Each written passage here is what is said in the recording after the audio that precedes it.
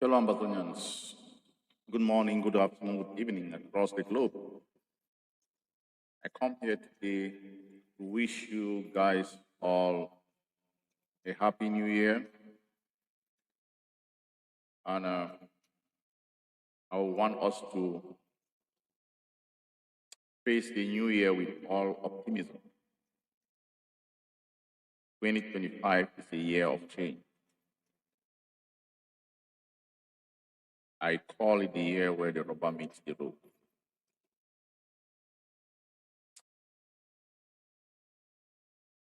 And I want us to have a reflection of how far we've come as a people in fighting to liberate our land. We've come a long way. We've proven in any way, every way, shape, or form that we bought a one-way ticket. It will never be business as usual. We either live as free people, charting the pathway to our destiny, or we keep fighting. We have stood the test of time in this revolution. 8 years and counting. As we move into 2025, let's remember that our brothers and sisters have died, paying the price to free our homeland. We should also remember that our brothers and sisters are languishing in La République du Cameroon, the colonizer in their dungeons. We should also remember that our people have been displaced. This is our current reality. War was declared on us, Amazon. And we are fighting back to prevent the attempted genocide in our land. We have successfully put the enemy on the run. They are not asleep. They have sleeper cells in our territory, trying to undermine and undercut us.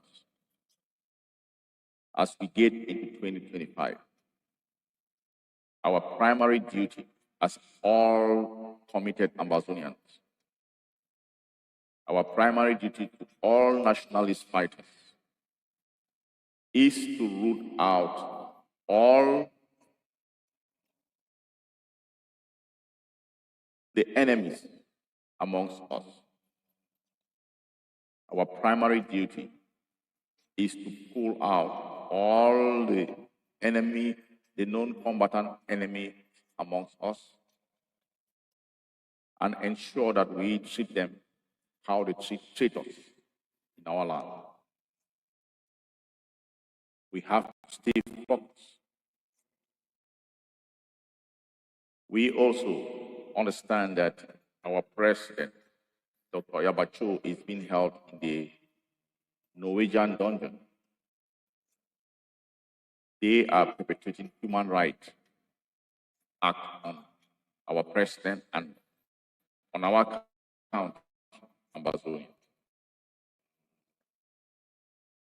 We are going to confront our enemies, both in the diaspora and also on ground zero, heads on.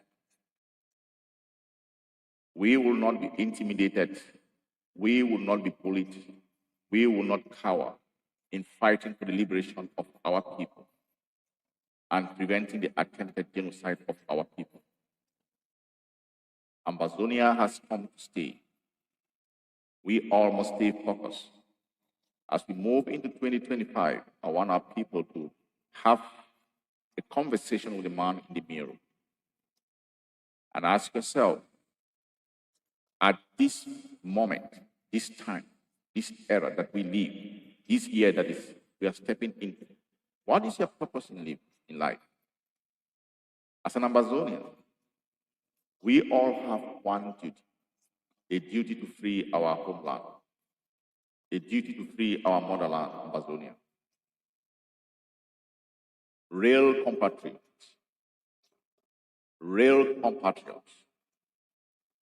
the daredevils in our land have fought, and some of them have gone to the land of our ancestors fighting to liberate our homeland. Us, the living, as long as we breathe, we have to continue to fight to liberate Amazonia. It is our duty, our moral responsibility to ensure that we continue fighting till Amazonia is free. We owe it to those that have gone before us, who fought and died for the freedom of Amazonia. We owe it to the future generation. It is our moral obligation and moral responsibility to free Amazonia. As we move into 2025, let's all have a conversation with the man in the mirror and ask ourselves, what do we live for? This is the moment for us all to recommit in this revolution and ensure that we free our homeland. We have heard of other freedom fighters in other parts of the world. We read them in books. This is our moment to become freedom fighters to free Amazonia. We will not cower. The freedom of a land is not a game. It's not a walk in the park. It takes courage, determination, consistency. No one is going to free Amazonia but us, Amazonia. It is our responsibility. Let's do our part. As we move into 2025, recommit. Know that our compatriots are languishing in those people's dungeons. We have to free them.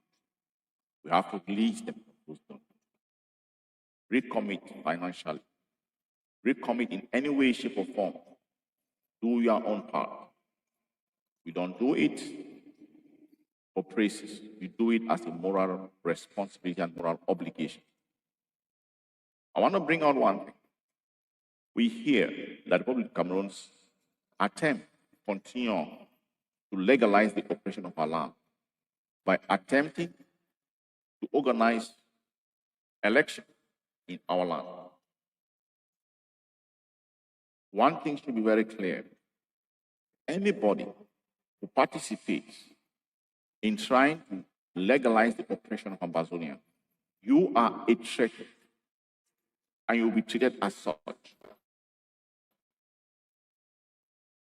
There will be no for anyone attempting to normalize our oppression, the subjugation of our people, the slaughtering of our people, by trying to support the government of La Republic of Cameroon in attempting to organize election in our land. You will be treated as a traitor to those that are working underground, pretending to legalize our operation by supporting the La Republic of Cameroon's election in our land. You will be committing treason. We want to warn any Amazonian thinking that he will support the barbaric regime of La Republic of Cameroon to normalize our oppression by supporting them in carrying out the sham election in our land. You are perpetuating treason, and you will be treated as such, a traitor. You know the consequences of supporting in any way, shape, or form La Republic of Cameroon's actions in our land. We just want to pass this warning. Anyone standing by the side of La Republic of Cameroon to legalize our oppression by supporting their sham elections in our land, you are committing treason.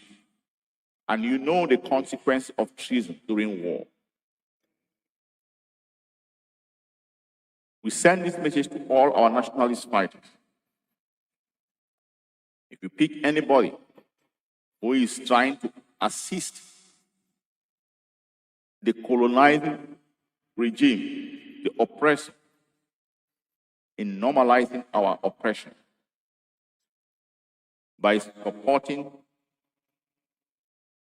any form of election in our land because it's been banned, you will be considered a traitor and you'll be treated as one. This message goes to all our nationalist fighters on the ground. Stay awake, and to those our fighters who are non-combatant, and they are also our agents on the ground, keep your eyes up. If you hear something, say something to our fighters. If you see something, say something to our fighters. We are out to stamp the continuous colonization, the continuous legalization of our oppression in our land. So I want to make it very clear. Anybody attempting to legalize the oppression of our people by supporting Republicans, sham elections in our land, you are committing treason and you will be treated as a traitor.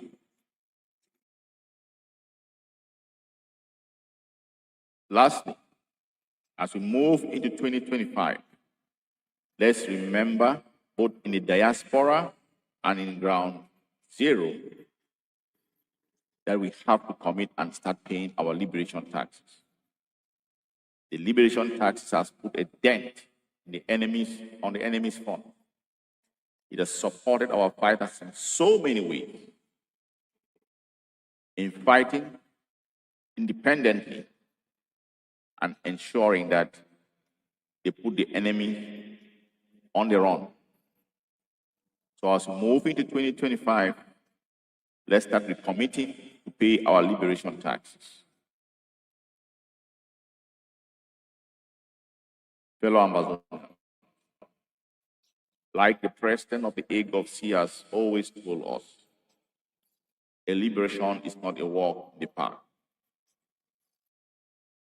We have to fight every inch, every block, every gutter hole, every inch. We have to give in our all to liberate our land. Ambazonia will be free by any means possible. Believe in your freedom. Once again, I wish all of us a happy and prosperous new year. And this year is going to be the year of change. This year must be the year where the rubber meets the road and we change the course of our destiny from slavery into freedom. Thank you. Let's all recommit and stay focused.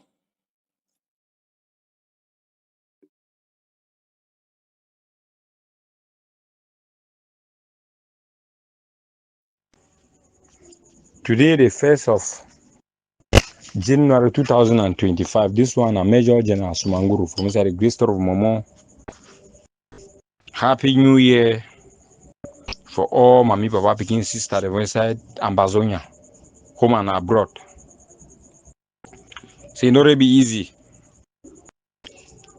We don't fight our revolution for 8 years, we end up by 9 years. So, we have a call for all Mami Papa Pekin sisters and our brother or diaspora.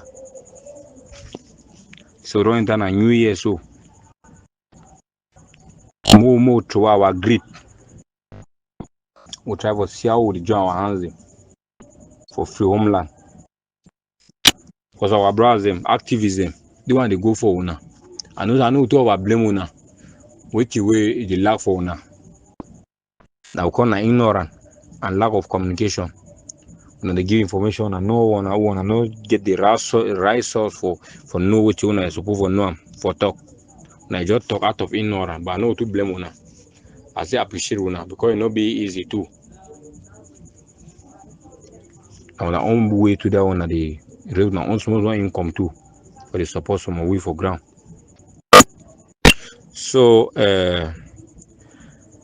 I believe say the 2025 will no need for run the 2025, they will be run 2024 because run 2024 very poorly. I will call our brothers from abroad. So when I join, when I hate them, the activism, when I make sure say if we not come over talk anything, when I verify, rain no hear from the horses mouth when I come go talk. Because when I come go talk different thing, I know I can't talk different thing, it make no sense. You know the flow. More try for make sure me the 2025 me be na the year with a different. Me 2025 may be a year with a different. We get one common goal, more join our hands them. We try to see how we chase the occupy inside our land. Shake no day. I appreciate my papa begin them for their resistance for the 8 years. So no so don't wrong some of our mommy papa begin sisters them. So our mommy sister don't wrong with too. We'll be very sorry and I'm gonna forgive we for any of our action, for any act we don't do and we no correct for one. We enter a new year so more work like one. Understand ourselves. Make sure say more no get we issue. Most of them will go run 2025 so that more end this war. Collaboration. More Cameroon, the leaders for outside, wanna join and hit them together. Most away with the free homeland. More forget about the thing they want to come criticize don't criticize the one. More forget this one, more forget that one. We don't criticize for 8 years. We join the war, we no go no recruitment, we no go no school. We just pick up the arms. We rebel and we power picking sister them. For any of our wrong, we don't do them. We no say we no go no training. But now for una place, if we wrong una try to make sure say una try to una look, una do this one no correct, the ones no correct. Some will try to say how they amend them, some will they work like one. Now all we start the revolution. No man no go stand talk today say this, so you no be day. If you want stand talk, you no be day. You sure say you no be come march for street, you be march for street, what to make the backslides today. Any man will be come on march for street today, they want for backslides, they want for wrong go back. No, that very road will be turned to work for day. No, say that very road you end on that very road. More join our hands there for the 2025. The one that the backslide, wanna enter back for game. For the 2025, more see how we deliberate, we give independent for Ambazonia. Now our common goal that we will get them. We not get na 2 goal, na 1 goal get them. More forget about all these things. People that begin that they die. Begin that they die. Any man we know you want for join here with bra. Wanna see the killing where they kill on daily basis. That says we now see the reason was about join our hazen. I believe see now only some few them that will feel for join their hazen. They say if you wear shoe, now you know side that shoe they hold you for it. Because some man will tell some man no will feel here and it be something. You know they have had the scene where the see what they happen. So I go call my people begin to start them. So more try for change the game for the 2025.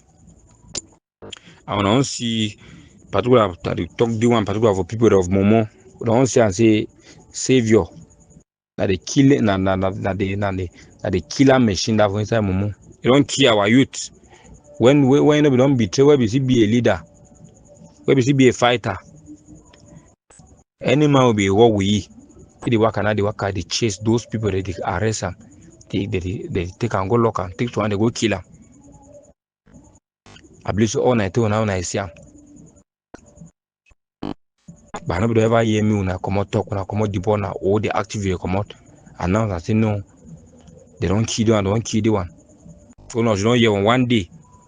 Inside one with the cash about 7 youth lost. I'll never say I reach today. We got cash 12 lost. I'll never say I reach today. Lost our youth. Now save your handwork. I believe say all when I see them. But there's time for anything. There's time for everything. Maybe keep down the injury the dance. Maybe keep down the dancer. Maybe don't time injury the dancer. Any man get a turn. The gods of Israel Mogamo. They go strike you. They don't even strike you already. Just they are playing a living corpse. I mean no say this one no matter how they smile we. Like we see go with it because the same way betray we, and the same way we betray them. They will see go. It's just a matter of time. They go wipe una all una the other place they quantity are. So we all must stay strong and stay vigilant. We'll try to see how we will end this war for the 2025. Shake, you know they do one a Major General Sumanguru from the Great Store of Momo. That one very much long live Ambazonia and short live the revolution. That one all.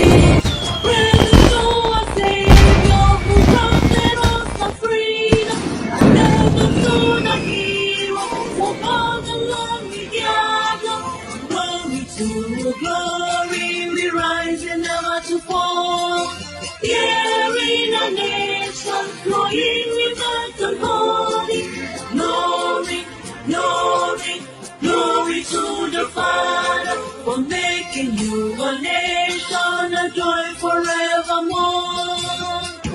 Ambazonia, land of freedom, you shall live in plenty, meeting our need, and your children shall be like the stars above. The Most High God being the watchman of this nation. Ambazonia, land of freedom, you shall live in plenty, meeting our need, and your children shall be like the stars above. The Most High God being the watchman of this nation.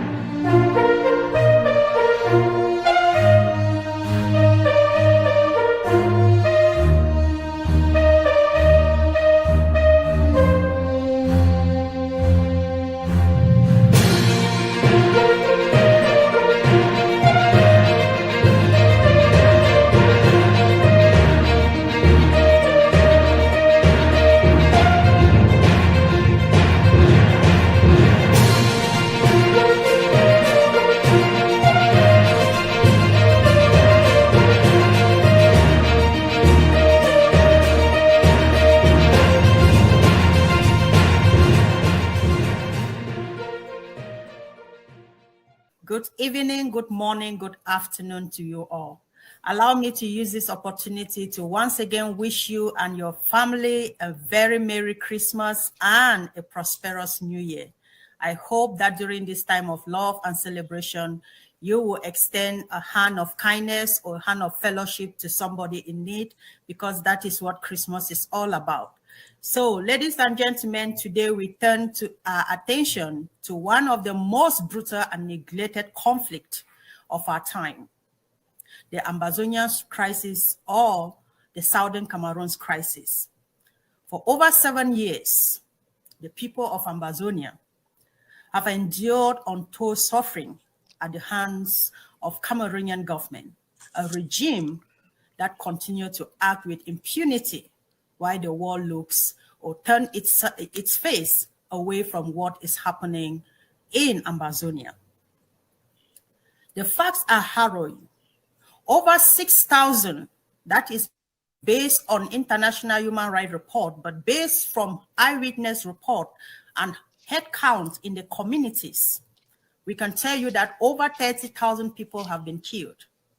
So the 6,000 is an estimate by international human rights organizations who have even been, prohibited from entering the territory to conduct their research. However, Human Rights Watch and Amnesty International are of the opinion that this is the number that has been killed. But we, the people of Ambazonia, amongst our communities, we can tell you that more than 30,000 have been killed. Entire villages have been razed, leaving communities in ashes. More than 1.4 million people have been displaced, with hundreds of thousands forced into refugee camps in Nigeria, according to the United Nations Office for Coordination of Humanitarian Affairs, OCHA. Ladies and gentlemen, children have been spared from nightmares. Schools have been targeted in deliberate arson attacks, depriving an entire generation of their rights to education. And we know the importance of education in the life of every child.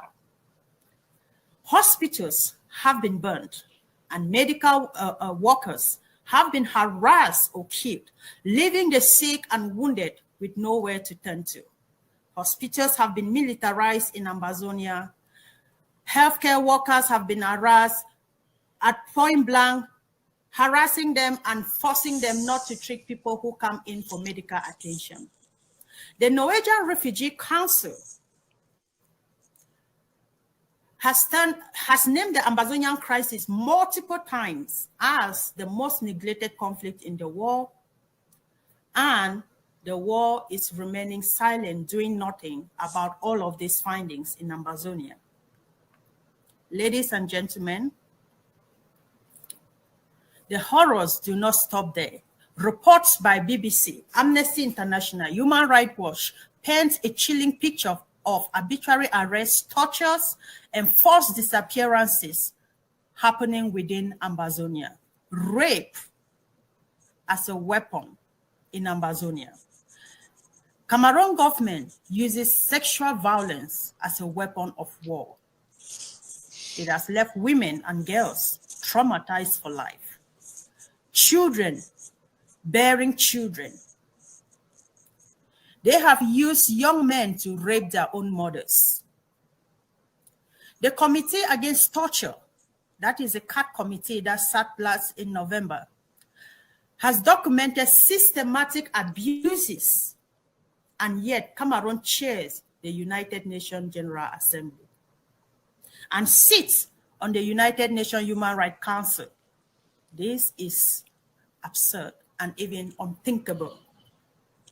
To think that Cameroon positioned itself in very high positions where human rights itself was burdened is what we must question and ask the world where its values are. Despite overwhelming evidence, ladies and gentlemen, of these atrocities, the international community has failed to act decisively. The silence is deafening. Even at the flames of oppression, as they consume Ambazonia, European operations have profited from exploitative deals with Cameroon regime, embodying it to carry out its reign of terror in Ambazonia. Sorry, I got distracted by that call. But ladies and gentlemen, as we all know, we still have lovers of justice across the globe. All hope is not lost. The Pan-African Forum Limited UK, led by the fearless advocates, has stepped forward to demand justice. They have petitioned the European Union and the International Criminal Court, urging accountability for the BIYA regime. Recently, they also filed a petition with the Commonwealth Secretariat, calling for Cameroon's suspension from the Commonwealth of Nations. a bold move that challenges the world to uphold its moral obligation.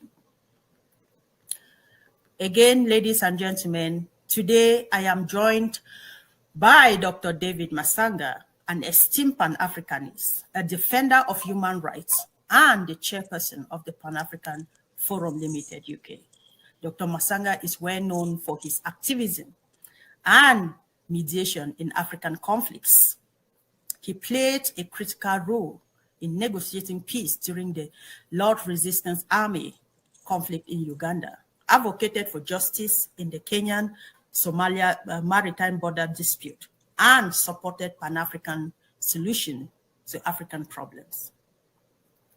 Dr. Masanga's approach reflects his deep commitment to challenging imperialist dynamics, supporting African sovereignty, and amplifying the voices of oppressed communities. His leadership has been instrumental in shaping global awareness of the atrocities in Amazonia, aligning with the Pan-African Forum's bold submission to the European Union, the ICC, the Commonwealth of Nations.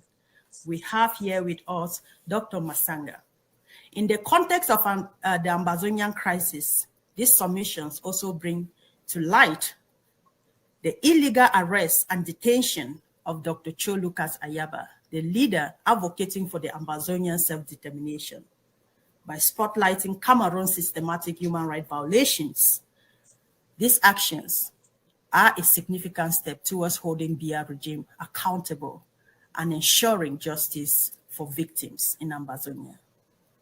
Dr. Masanga, ladies and gentlemen, the people of Amazonia have faced genocidal violence, yet their cries for help have been ignored. As a Pan-African lead, the charge for justice, how can the international community, the African Union, and the global institution break their silence and act diversively to end the suffering in Amazonia? So, before I begin in this questioning, Doctor, once again, you are welcome in the studio. I hope you're having a fantastic time, and I hope I did justice introducing that which you've done. And I know for a fact that you have been one person that stood for Amazonia since the onset of this revolution, since 2016. So yes. Once again, sir, you're welcome to the studio. Thank you very much, my sister from Southern Cameroon. Thank you very much, listeners across the world, the continent of Africa, in America, in Europe, China, Russia, South Africa, Southern America. Thank you. Welcome. Thank you, sir. First, I just want to say thank you. You wrapped up exactly who I am. You left one thing out. Okay. I removed the sanctions against Zimbabwe. All right. I removed, stopped Tony Blair from evading and causing chaos against Mugabe.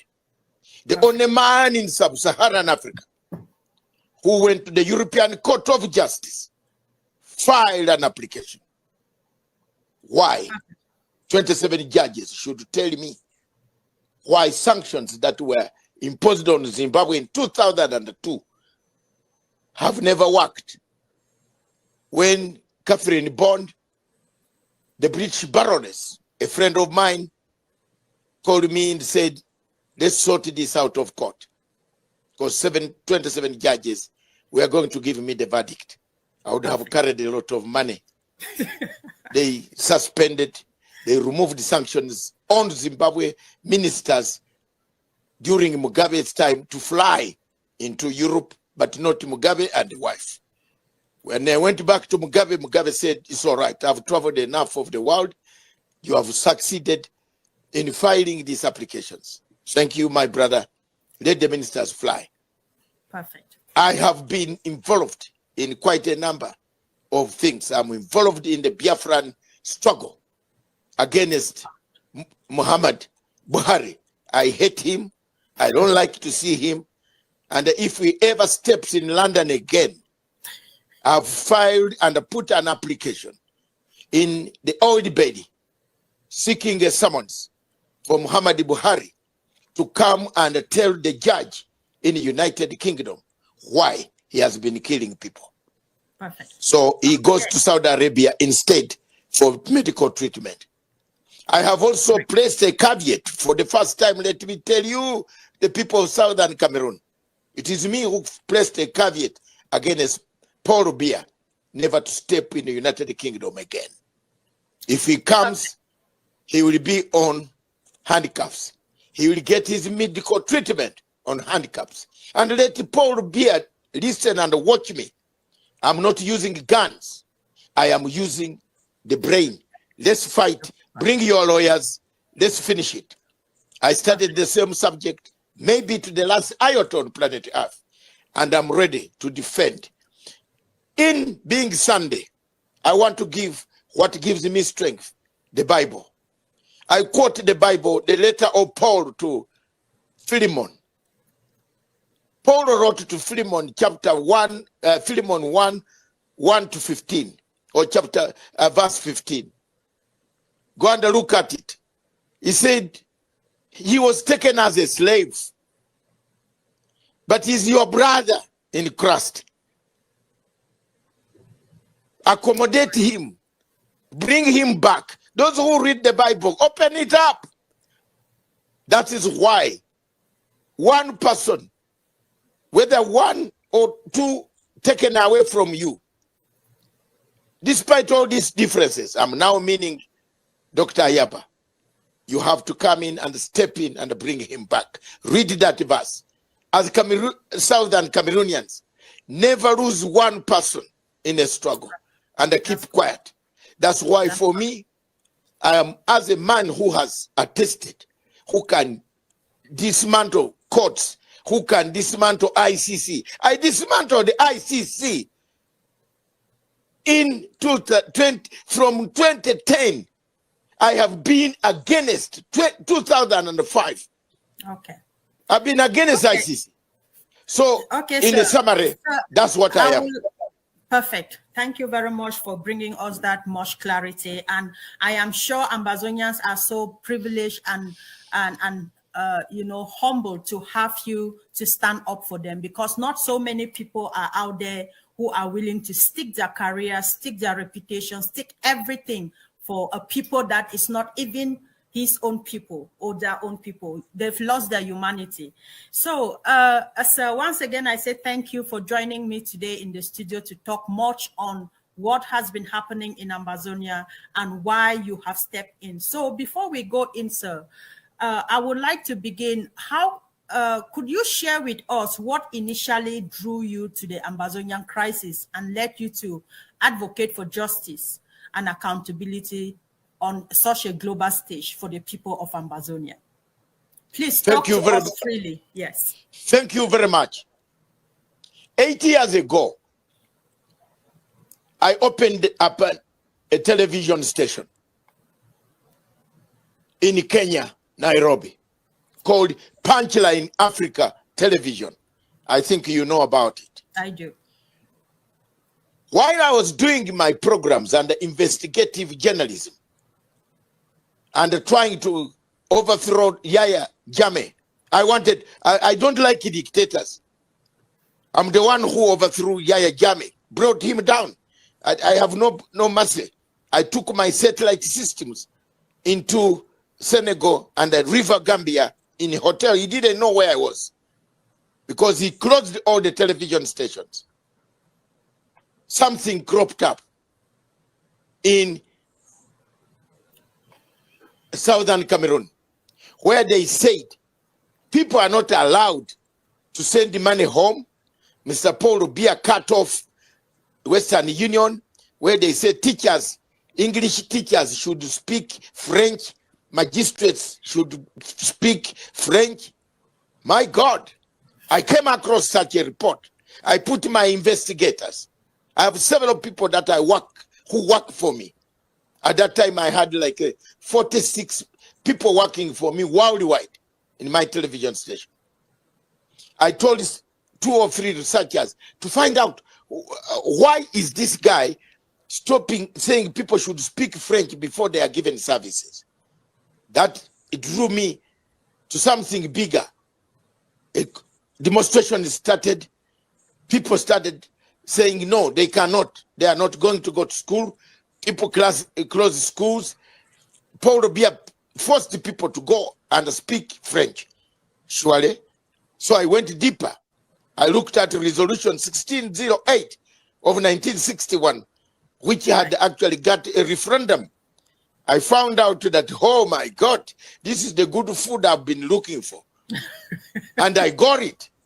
And this is not a joke. I have never asked anybody for my single coin. Nobody in Amazonia had a radio station. Right. Nobody. Not even Saku. I hear Saku say, Saku was interviewed by me. I was the one interviewing Saku. I know. Yes. And it is on record. If he says, no, I'll bring all these records out. I don't want people to masquerade. I am not looking for money. I don't want masqueraders. People are dying in the forest. Akwanga, all these people, I want them to listen to me today. Right. I have warned them. I warned them before. As an elder, I'm not their age. I'm older. And I warned them that I've been in rebel activities before. Take this step, take this step, take this step, take that step. And I'm speaking frankly in front of your executive. Let them listen to me. I am not a man you buy with money. Okay. Neither do I tax people for my work I do. But when I look for you like Mr. Muhammad Buhari and Paul Biya. I fix agreement documents. I catch you by documents. Let them try to fly into London again. Pinochet case will come. So don't worry about that. So I looked at all these things. I said, no, my God, these people, do they have a voice? I dedicated my television station. In the name of God, Angel Gabriel is watching, the nearest that we have ever heard about. I said that 2 hours every day we talk about the situation in Cameroon. First, the Kenya government wanted to stop me. But as things progressed, they understood the plight. One of their priests, a Kenyan priest, was killed. You remember? Yeah. A father from Kenya in a Catholic church. That is when the Kenyan government said, oh my God, this guy was right. I got momentum. I got in touch. There's a younger man, there are younger men in South Africa. And I want to take this opportunity to thank them. I said, partner with me now. I will be releasing so many of these things on Paul Biya now. I am working on Gambia to install Adama Barrow and remove Yaya Jame. But I am not giving my people of Southern Cameroon. I want them free. I want to know why the UN, the Commonwealth, the AU, that flying guy called Dr. Muhammad Faki, why doesn't he bring the topic on the table in AU? What is the problem? Exactly. And I got it. I got the real answer. I saw exactly. I know a lot of things. Now we started. These guys in South Africa started doing my programs. I used to have, they could pick my program from Nairobi. It went on, it grew up. Mr. Sako came and asked for interview himself. Right. I didn't know. Me, as I sit here, I don't know your factions. I don't want to know your factions. Okay. Your factions are your factions. I'm not fighting for leadership. I am fighting for the women, the children, the people who have never eaten food since 8 years ago. They are on the run. They are being raped. They are being defiled. They are being maimed. They are being houses distracted. The children have not gone to school. That is what I'm fighting for. I'm not using a gun. I am going to use the tools of analysis that I went to Canterbury University, the London Guildhall University, the universities in London, not in America, not on the streets of New York, where I bought degrees. No, I went inside the classroom. I want to argue with the British, with the Americans, with the Europeans. What is wrong? Why are you not indicting Mr. Paul Biya? Okay. Wow. When I learned about that, I said, oh my God, I must help these people. Wow. There is one man who brought me closer to you. He was my lawyer. And my lawyer is a Southern Cameroonian. Okay. In the whole world. And that lawyer is called Charles Taku. Oh, great. Charles Taku, when Ocampo, when I opposed the ICC wanted to lock me up for 5 years. Because I blew up ICC witness OTP number 4, a liar. I looked for him. I'm a very bad guy. When I look for you, when I come for you, you know that program of New York, there's nowhere to hide. I got that man. He has been lying. I got him. OTP number 4 of the Chief Prosecutor's Office, Moreno Ocampo. He said he has never seen Moreno Ocampo. Moreno Ocampo is lying. I got him. They took me to ICC, interrogated me. My lawyer is a Southern Cameroonian in the whole world. I'm a lawyer also, but right. I have a lawyer. If you touch me, that man will come for you. Anywhere. A very good lawyer from Southern, very intelligent man who has won cases. We have worked together. This man pushed me. I asked him, look, your people are being killed. You are not an activist. You're a lawyer, but I am a lawyer and an activist. I am I'm gonna keep on this line, and I'm gonna be there. I worked out. We talked until, and I want to be very sincere here. When you people started having factions, people quarreling over TV, over social media, some masquerading as spies, I withdrew. Okay. I withdrew. And I want to tell you people, I know you, some of you who masqueraded as spies, some who wanted even, I don't know, I don't want to say much between now and, but I will say much later on. Let me continue with what I'm doing. Perfect. Another person who has brought me closer, let me clear this mess. On 24th of November this year, there is a bishop in United States of America called Ayuk, Moses Ayuk. Okay. This man has been praying for me every day. I said, why? From 2016, he has been praying for me also. Praying for me every day. Long of us says, pray. David, he calls, he was where he's being, he prayed for me. He said, don't leave us. It looks like God has said, you must work. You must help us. We don't have money. We don't have what? But it looks like God has told me in vision, help us.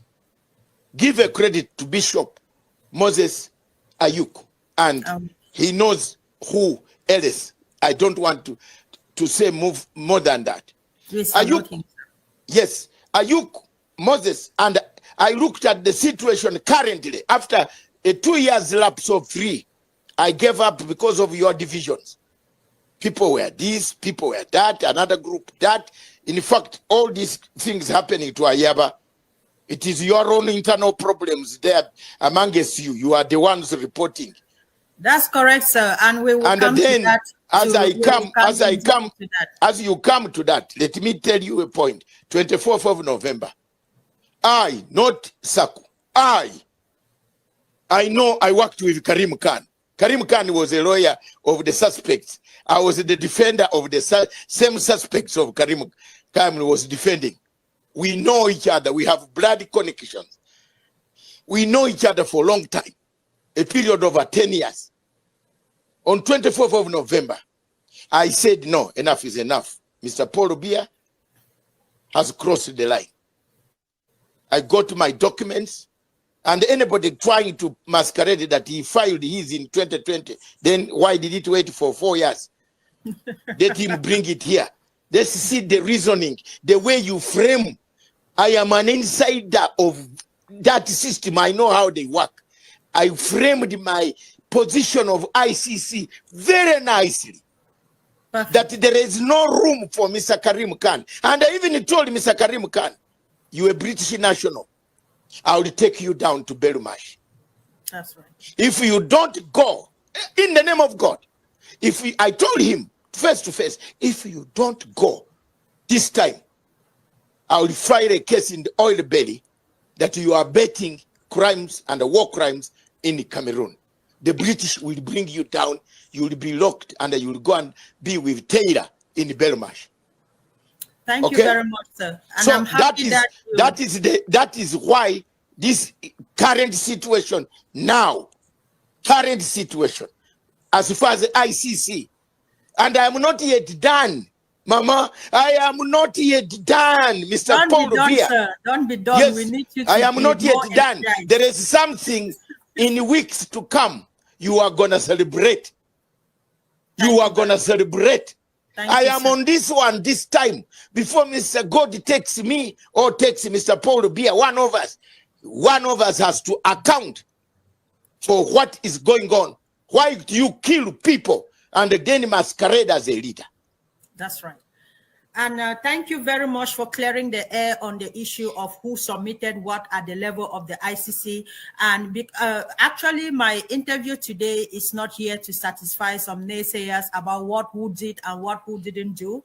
What is most important for us today? No, I wanted to clear that air. Let me tell you, my sister, I wanted to clear that air. In 2020, the chief prosecutor was not Karim Khan. Exactly.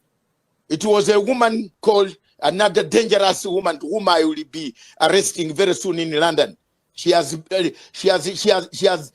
now. I told Adama Barrow when I visited him, I said, how did you give this woman an ambassadorial post to hide as a diplomat? Otherwise, I would have picked him high in London in Hampstead.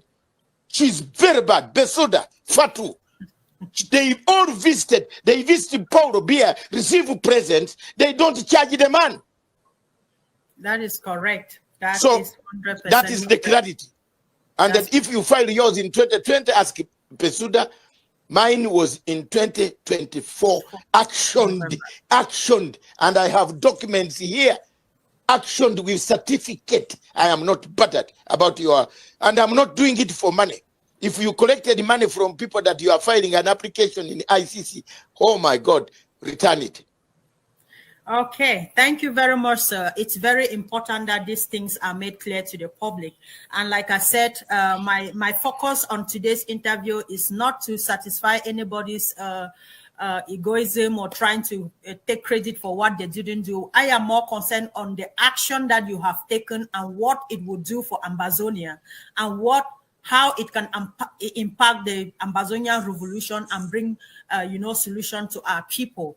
And so, once again, sir, the Pan-African Forum has made significant submissions to the European Union, the Commonwealth of Nations, and the ICC for accountability to hold Cameroon's actions in Ambazonia. How do you see these efforts influencing the international community's response to the crisis? Specifically, what impact would these submissions have on Cameroon's standing with these international organizations?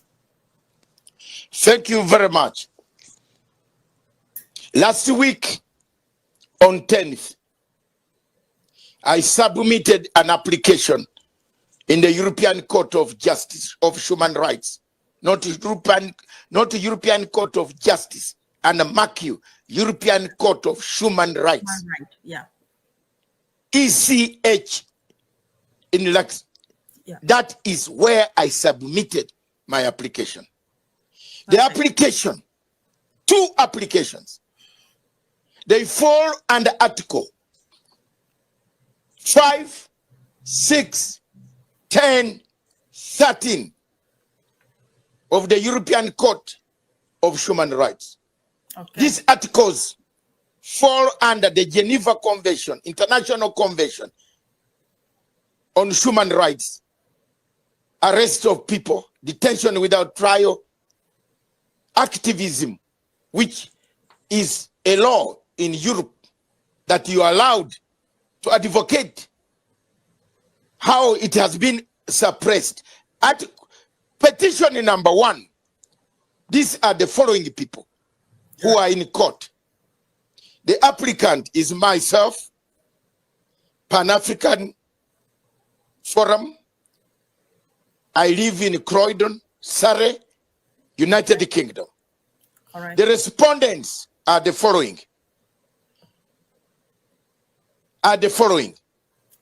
Right. 1, Johannes Gahr Store, the Prime Minister of Norway. Okay. Christina Osteni, the criminal investigator, director of Norway's National Investigation Services. All right. 3, Espen Barth Eide, the Minister of Foreign Affairs of Norway. Norway, yeah. 4, Emily Eger Mera, the Minister of Justice and Public Security of Norway. 5, Annalena Baerbock, the Minister of Foreign Affairs of Germany. Are you there now? I'm listening, sir. The subject of the application was seeking an injunction through the European Human Rights Court and the intervention of the European Court of Human Rights in the case of Norway's complicity in the illegal arrest of Southern Cameroon activists and the illegal detention of a German national, Dr. Ayaba Cho, Right. and Norway's failure to address and report gross human rights violation in Southern Cameroon due to complicity with the regime of Cameroon, contrary to all European human rights conventions and articles 5, 6, 10, 13 of European Court of Human Rights. It is tabled here, stamped, and there are guidelines. You can see for yourself here. So, yeah. You see my signatures? They are here. Yes, I see. You can see, they send you the forms themselves. And any lawyer who is telling you any other lie is in his own problem, not me. Perfect. The forms, you fill accordingly. The forms are sent, which I have sent. These are copies. They are here. You fill the forms, which have got, answer all the questions, who you are, what you do, and file an application. Before it is admitted, you are given a locator number. I have now got my locator number. Correct. With my address, which I cannot fly around everybody, and the Paul Beer comes to wait for me on my doorsteps. That's okay? correct. There are people who are saying, oh, give us this, give you what? I have not asked for money for fees. No. Exactly. This costs almost $500,000 to go to European court. What I've done, but I don't do for money. I do for that younger man.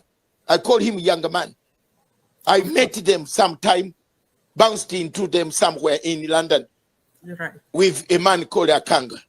And I think one of your members is here, can verify that I told them. We can all verify that, so we in the leadership. So I have done, that is application, that is application number 1.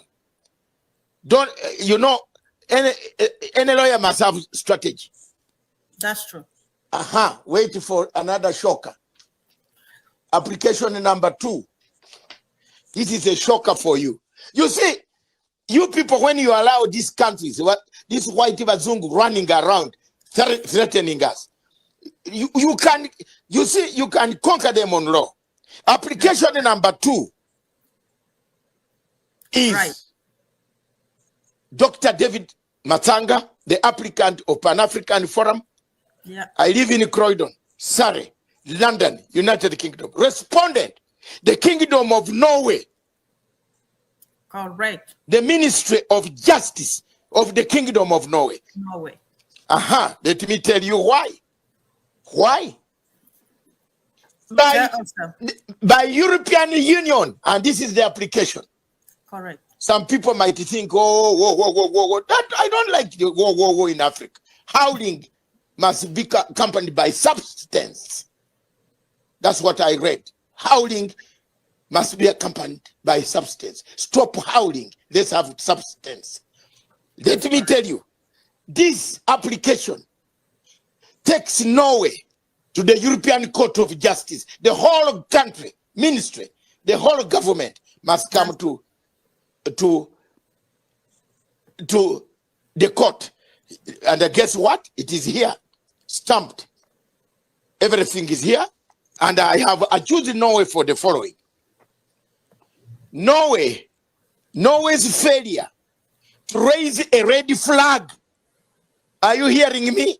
Norway's failure to raise a red flag on gross human rights violation committed by the government of Cameroon against the people of southern Cameroon due to 1, economic benefits, 2, concessions indirectly or directly from the Cameroonian government. Hello? Yes. Did you see that coming? We didn't see that particular one coming, sir, to be honest. You didn't. That's why. See that one coming. That's why I've got the doctorate. And other lawyers lie you, they have simple degrees. I've got a doctorate. This is the only thing that will take Norway to release Ayaba. Thank you, sir. Because they are also, for that. yes, they are also culprits. You have not raised. Where has Norway gone in court? Accused. It is going for gas, oil, concessions. They are being given contracts. They are doing it over human rights abuses that are taking place in Cameroon, in southern Cameroon. Okay. Where have they? Where on earth? Show me. I'm bad man on in the court. Show me the document where you have placed Norway on red list. Did you raise a flag? Yes or no? You didn't. So I have told Norway, my lordships, the 27 judges of the European Court of Justice, 27 countries. I want to ask them, some of them are communists. They don't want to hear your nonsense. They want to hear, did you raise a flag? Yes or no? No. Some people among of you, some people are saying, who can go to court? Anybody. No lawyer. Your lawyers should not lie you. How do you waste your money going to a Supreme Court that has already detained your client? Okay. Sir, I'm really glad that you brought all of this up because there are a lot of questions. Bring them here now. Let's swag it. Bring them here. We swag it. How do you go to the same man who has already taken your goats and say, I am going to go to the higher place to seek my goats? Go to another place which can say, hello, Norway, are you aware of this? By tomorrow, Tuesday, Wednesday, Norway will be looking for you. They want to know this. They want to come to Brussels to reply. Okay. Hello? Yeah, to reply. sir. They have to reply. I would like you to talk more on this. Thank you very much for that, for expatiating on this and also bringing more light and throwing more light on what awaits Norway and what you've done that we even didn't know you've done it, because we know about what you did with the European Human Rights Court, the Commonwealth of Nations as the ICC, but we didn't know you had petitioned Norway. Okay, I think your camera went off, but I hope you can hear me.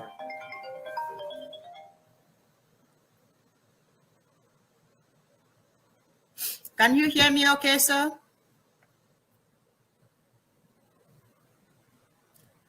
Okay, ladies and gentlemen, I think his light has gone off or something. So let's just give him a few minutes to come back. But please keep putting in your comments and please sending in your questions. If you have any questions for Dr. David Masanga, please drop them in the comment section and I will pick them up and I will ask him so he can bring us clarity.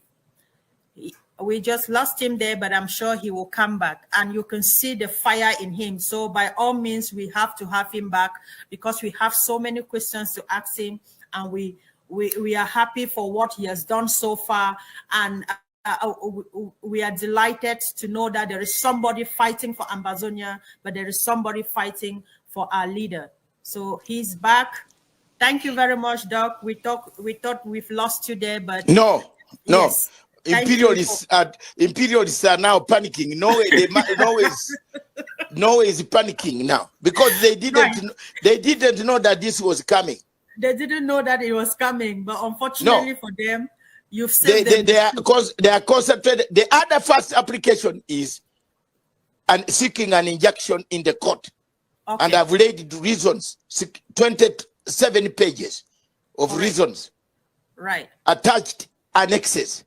Why it is necessary for you to campaign for your freedom, if there is any. If you have no room, you can even call for any form of why. If someone says there is terrorism, why is Norway supporting Syria? Why? Who took over Syria? Let's go, let's go. Who took over Syria? Isn't it the terrorists they wanted to arrest?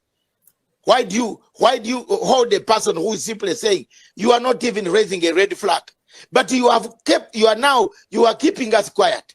There is no case. I went behind you, all of you. I went to Germany, and the German contacts of mine gave me all the background of Mr. Dr. Cho Ayaba. There is no crime he has ever committed in Germany. Germany is not looking for him. That is correct. And yes, and I have attached that to the court in a European court. This guy, if German, a citizen, saw these activities, why is Norway? Why Norway has come in is because they have been given gas cylinders, gas exploration, oil, money, diamonds. That's what the government in Yaoundé does. Exactly, and that's what the government in Yaoundé has done. Are you aware that Cameroon government signed a contract with the Norwegian company called... Please, I have put it there, very aware. I've even got the document. Paul Obia will be shocked. Even his intelligence is the one who sent it to me. They didn't know what I was trying to do. I said, can I have this contract? I got it. Yes, I am dead in investigations. You can't manage me. I've got it and I've attached it for the judges that if this is not the case, look at this. The benefits. Why Norway is pushing to arrest, to silence people. To silence the voice of someone who is speaking for his people, who is standing for the injustice that is being done against his people. And, let's go. And yet Norway is lauded across the European Union and across the world as a defender of human rights. Exactly. And today we see Norway has truly shown its true color to the world, because we have always looked at Norway as a beacon of hope when it comes to human rights defending. And also to think that Norway has gone through what Ambazonia has gone through itself, and the rose to arrest a human rights defender, a justice defender, a freedom fighter is something that is really questionable. And you must ask what is behind and what is the rationale for Norway arresting Dr. Cho Ayaba? And I'm happy that you've brought out these deals that Cameroon has signed with Norway, so that the world must know that it is not about protecting the war against people inciting violence, but there is some level of political interest and economic interest attached to the action of Norway on what they have done. And since we are talking about this issue of Dr. Ayaba, sir, Under the international law, particularly under the Universal Declaration on Human Rights and the International Covenant on Civil and Political Rights, arbitrary arrest and detention are prohibited. On what legal ground exactly can we say that Norway is detaining Dr. Ayaba? I have made this application. Some people, I am coming to that. I had forgotten to clarify something. Okay. Some people ask questions. Why? How can you go to court? Under Article 34 of the European Convention of Human Rights, establishes the right of individual and governmental organizations like mine, Right. groups, to submit applications to the European Court of Human Rights when they believe that their rights under ECHR, all its protocols, have been violated. I have gone to court as a representative of the people of Africa, a people, an organization that deals with human rights, against human rights. Right. To file an application that there is someone who has oppressed someone somewhere. Exactly. And that is under Article 34, which is very clear, and you can read it. It's a long article. I published it, dumped there for them. They can't say it has not been violated. If you have arrested him, why don't you give him bail? That's a 1 million question, or the 1 billion question. Why are the lawyers? Why are the lawyers? Why are the lawyers? If they are not detaining him politically, why are the lawyers of the man in Norway not seeking bail? Exactly. And why are they not asking for bail? For the first bail, it was rejected. What is the rationale behind this rejection? Especially it is political. They keep giving all these flimsy excuses about altering evidence. How do you alter evidence on somebody you've not even really charged that person to, and then you're saying that they are altering evidence? They keep to continue to keep this person incarcerated. And Doctor, I was also on the aspect of universal arbitrary arrest. We talked about what the Universal Declaration on Human Rights talked about and what the ICCPR talked about. But also, this is even more important because I know since you submitted a document at the European Human Rights Court, the continuous detention also breaches Article 9 of the European Human Rights, the European Convention on Human Rights, especially because Norway is also a party to this convention. So I don't know at what level Norway would tell us that the Norwegian law is completely different from the European law, even if they are not part of the European Union. No. That is now, my sister. Those who talk to you like that are laymen. Right. Then why do you get one visa and travel in all places? That is a question. Ask them. No, don't ask me, ask them. Anybody who talks like that is a layman. Because Norway is subjected to European law. Exactly. That's why when you get a visa from France, you are able to travel to Oslo, back to Denmark, back to Hague, back to Luxembourg, back to this Ukraine, this, all those places, sorry, not Ukraine, all these places of European Union now, one visa takes you. Norway is obligated under Article 19, established by the court to ensure observance. First, clear this thing of the gas, observance of agreement. Before you sign the agreement, make sure that human rights where you are signing are not being trampled on. Article 19 is here. It's here. At the bottom. Here we are. That one is one. Norway is obligated by the European Court under Article 9 to serve, to be part and a parcel of the findings the bindings that bind Norway as a member, corroborative member. For example, United Kingdom has gone away from European Union. But if you have a case in UK and you are not happy, you can still go to the European Court of Justice and be able to call Britain, which is a non-member of European Union. So anybody telling you that under Article 9 you cannot, they are just doing it for the case of laymen. They are supposed to adhere to the principles. You are not supposed to kill the rights of a person, to arbitrarily arrest and say we don't follow here. Then you follow here. Do you live on Venice or Mars? Tell us, where do you live? You live on the same land, the same train, the same roads connecting Sweden and Norway. So if Sweden is in the European Union, will you refuse its people from coming to Norway?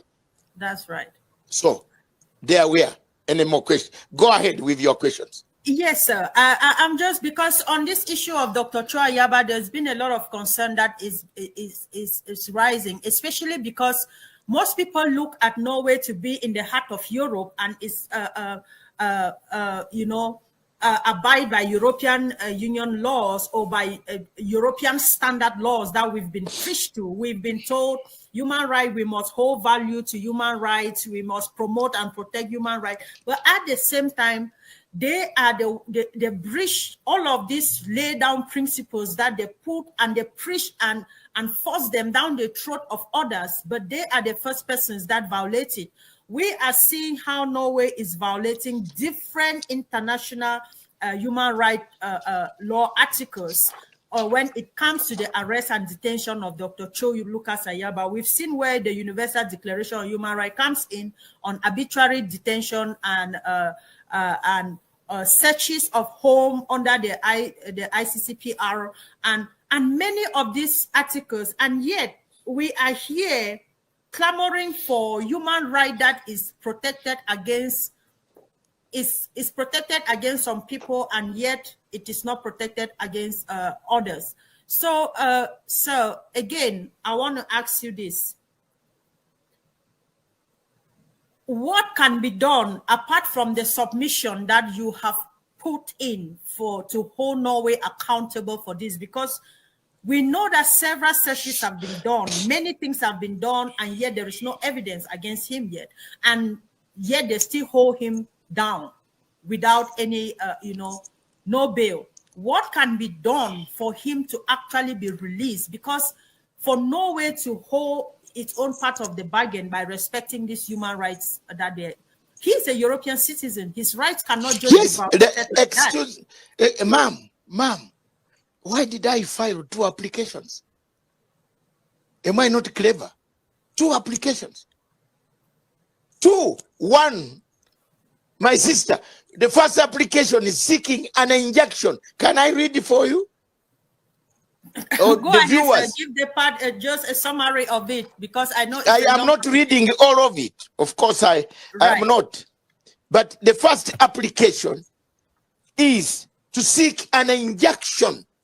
To seek, you can, the Supreme Court of that land of Europe is not that small court of Norway, Supreme Court. You are going to a wrong court. That court cannot give Mr. Ayaba freedom.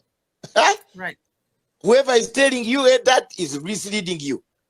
The only court that can intervene now to say there is something wrong here, answer. Right. And as we go for preparation for you, now first the man is seeking an injunction, a stop to that case. The only court that can now superintend, the English word is to superintend upon the Norwegians, right, is when they feel this document arrive to them. What is going on? They thought, oh, Africans are very stupid. But there is an Africans have arrived with documents saying, oh, there is something wrong here. And it is going to expose our deal of gas, the cylinder. I've even put there how much they paid bribes.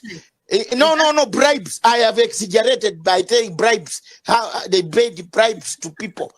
You know, excuse me, we are not as stupid as these guys think. Exactly. So the only court that can stop the mess is a bigger court.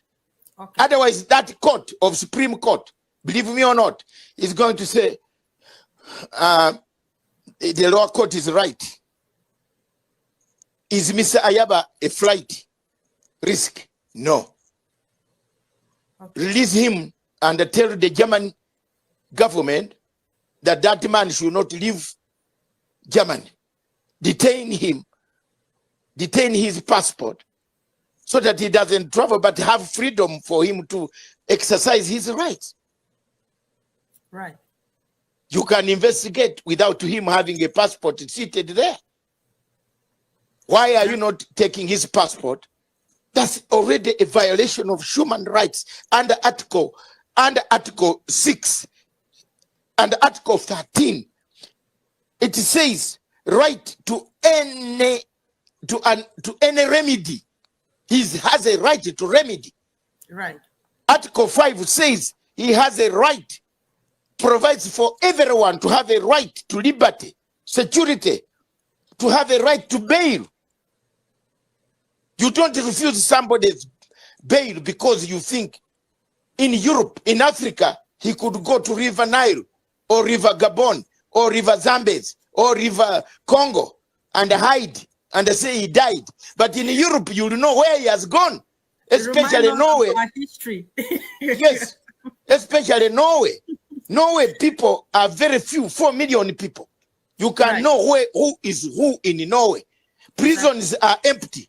In Norway, they give you even a date when to come to jail, to be jailed. Did you know that? I have studied that system of European Union. In Norway, they can sentence you today, then tell you, my sister, wear your good shirt, the last one, and say bye-bye to your husband. And remember, tell him I'm not coming. I will see you after 4 years. You know, they give you that time. So why are they refusing to release this gentleman?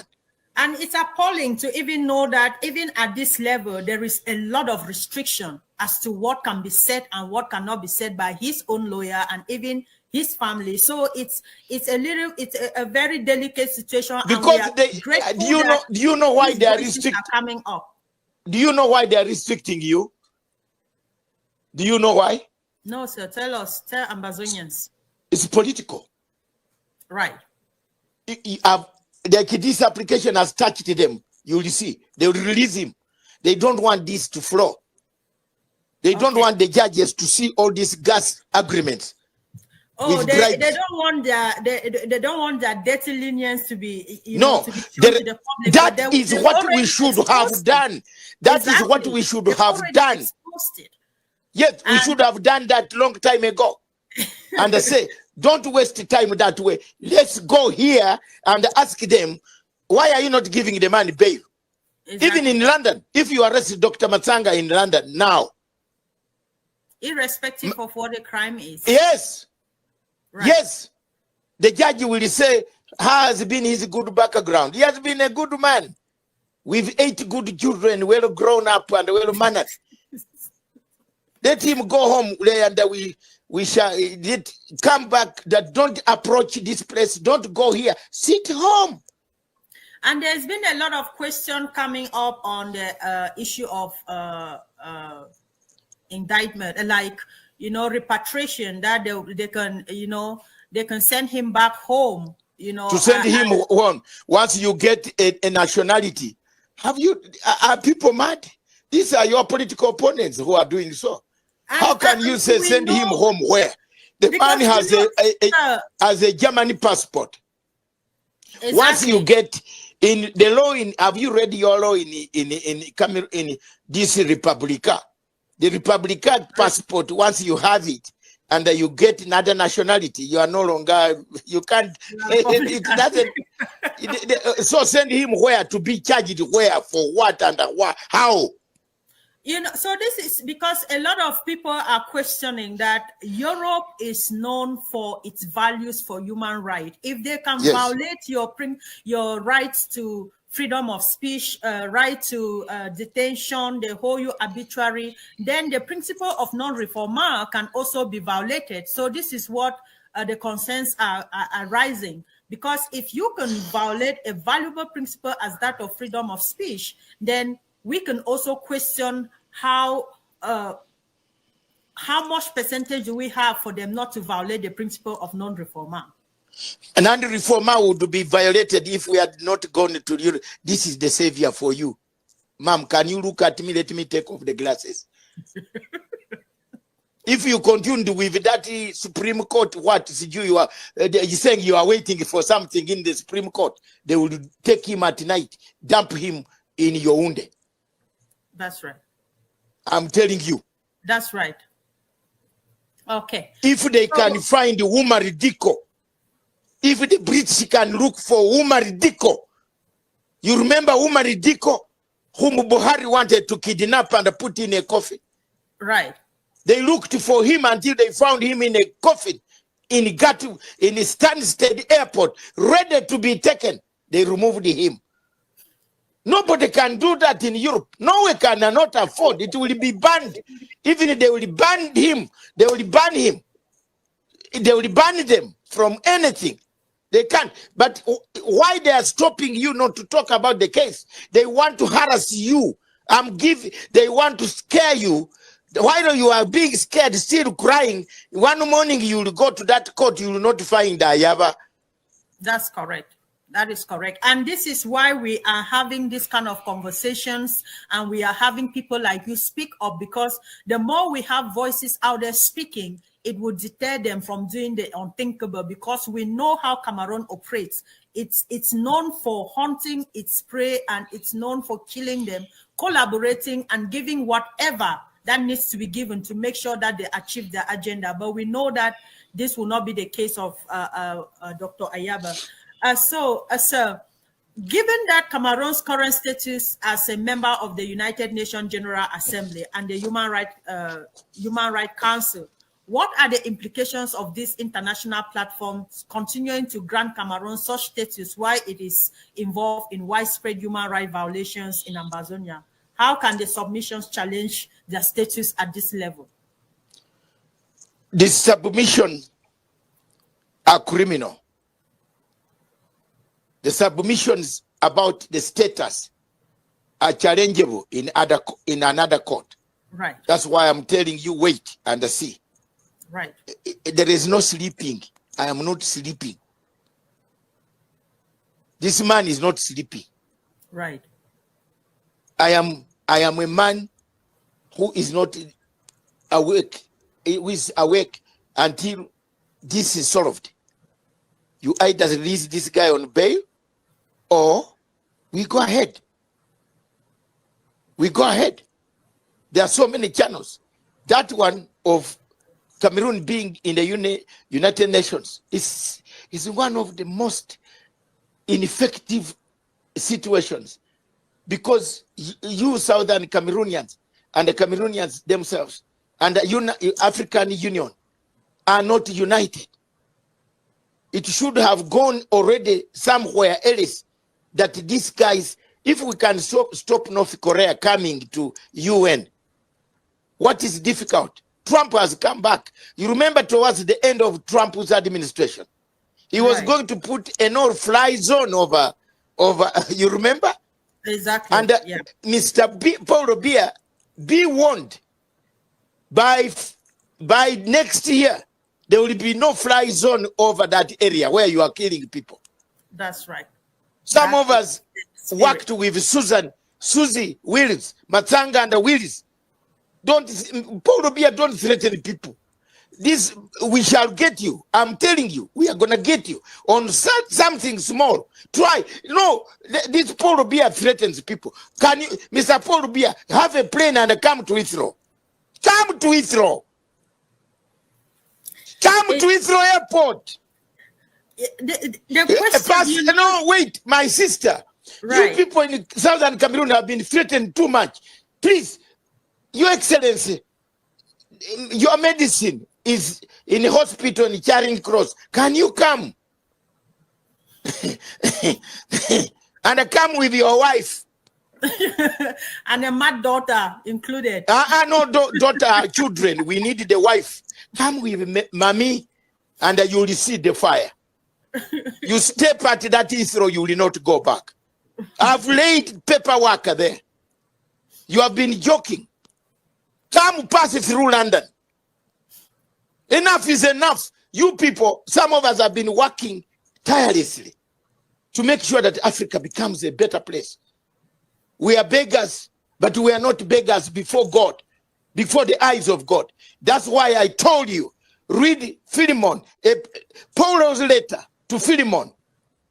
Read it for me, Google it there. Right. Verse 15, you will see it. It says, if one of you is gone, don't celebrate. Look for him. He's also a son of Christ, only that he's a slave. That's true. That is this man. Those people, whether Saku, whether who, whether organization, this is not the time. This is not the time for you to fragment yourselves. Please, this is the time to unite. Mr. Sako might be in you.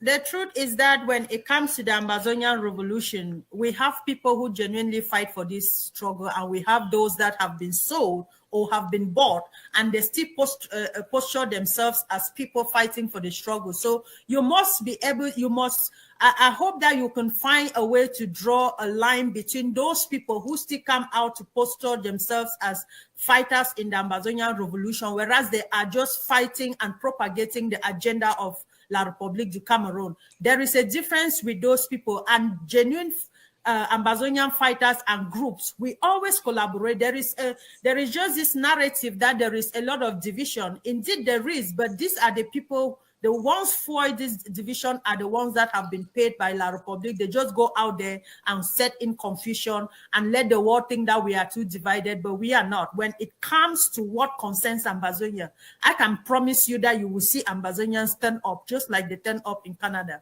So this is very important for people to know. There are a lot of people still posturing themselves in this struggle as fighters of the Amazonian revolution, whereas the agenda is just to push La République's agenda across the globe. That said, sir, let me come back to you on this.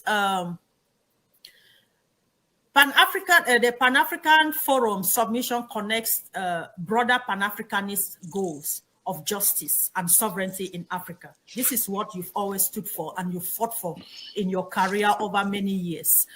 What strategies can be used to strengthen this submission to ensure that they resonate with the international community, African Union, and global institutions to see that they draw attention to the Amazonian revolution? Thank you very much. I have notified the African Union in my letter to the Commonwealth yesterday, Secretary General, my sister, Baroness Patricia Scotland. I have notified the King of United Kingdom, right, that there is a lady by name Patricia Scotland, correct, who visited Cameroon. And at night, she received the presents. And I have attached a video. Ma'am, I've attached a video, not your things that you put on paper. Serious video by somebody close to. That is, yeah. Yes. And I don't want to put it to public. I have told I am saying it here. I've told Patricia, my sister, do something now, because these papers are going to reach the king. What did you receive in Cameroon, which made you to keep quiet? Yet the former Secretary Generals suspended Nigeria. Abacha was suspended from Commonwealth. Zimbabwe was suspended. Exactly. Why haven't you suspended Cameroon? What did you eat at night in Cameroon? in Cameroon? What envelope did you take? You do, because the video shows envelopes. So which one did you declare this to Her Majesty? Exactly. Why is it that the Queen died when she doesn't want to see you? Question. So that is it. Quickly, if before you leave office in April, do something. I am a friend of David Lamy, who is from Bahamas like you. You might be in trouble. You might have served so well, but you end up in Belmarsh. Exactly. You have connived. You have connived. You have connived with a man who has trampled on human rights in the Commonwealth, which is the first value of the Charter of the Commonwealth. Exactly. My sister, why have you kept quiet? My brother, Faki Muhammad, is it because you are Fulani and you have forgotten that the other tribes in that region? Is it because you are tall?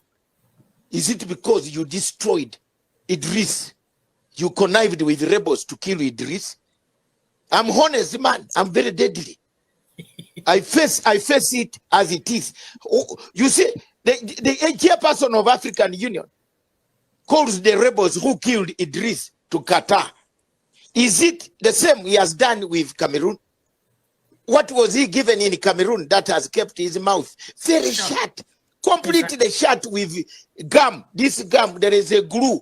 What is it called? The one that cannot allow the mouth to talk. Super glue. Yes, super glue. That's why we want Raila Odinga. Raila Odinga cannot be closed. If Raila Odinga wins that seat, he would go. I am telling you, he will go in Yaoundé himself. You will see him seated in Yaoundé and say, dismantle this thing here, call your troops from southern Cameroon. I'm telling you, that's how we East Africans work. Have you seen me talking with any fear? No. Am I talking with any fear? That's Patricia Scotland, feed me. Am I looking for a job? Okay. Do I need a job? No, that is true. And you know, the painful thing is that Patricia Scotland visited Yaoundé in the heart when we had the worst forms of massacres being committed in Ambazonia. It was at the time when we saw young men in Bali and other parts of Ambazonia gathered, massacred, their corpses set ablaze, and then they were buried in mass graves. This woman went in.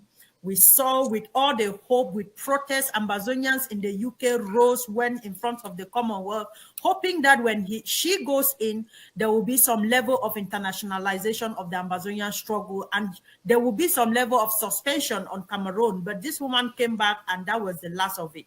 It's the same thing with many other diplomats that have gone through in Cameroon. When they go, they receive the gold statue, they receive envelopes, they receive a lot of gifts, and then go home and nothing is said again. The same like Antonio Guterres, and also the former chairperson for the African Union, and many others that we have evidence of them receiving bribes from the government of Cameroon.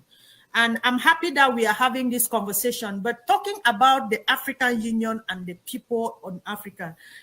Doc, I'd like to ask you, why do you think that countries like Uganda or Rwanda that have seen and suffered the pain of genocide have been utterly silent on the Ambazonian issue, especially because President Kagame is still alive today? And we've had a lot of voices in Africa that have spoken against what is happening in Ukraine, what is happening in Israel and Palestine. And yet in the very heart of Africa, where African children are being killed, are dying on a daily basis, the African continent is basically mute or utterly silent about the crisis in Ambazonia. What is the issue, sir? If you are well read and you've been involved in a lot of this African politics, what is the problem? Let me tell you, first of all, Uganda is not silent. Have you ever seen Museveni go to Yaoundé? No. President Museveni has never gone to Yaoundé. Maybe he No. went when I was asleep in Indian Ocean. No. But he has never gone there. He doesn't like going there. Never. Kagame has, you see, Kagame can go to Morocco, can go to Burkina Faso, he can go to Senegal, but he's not going. They are not interested.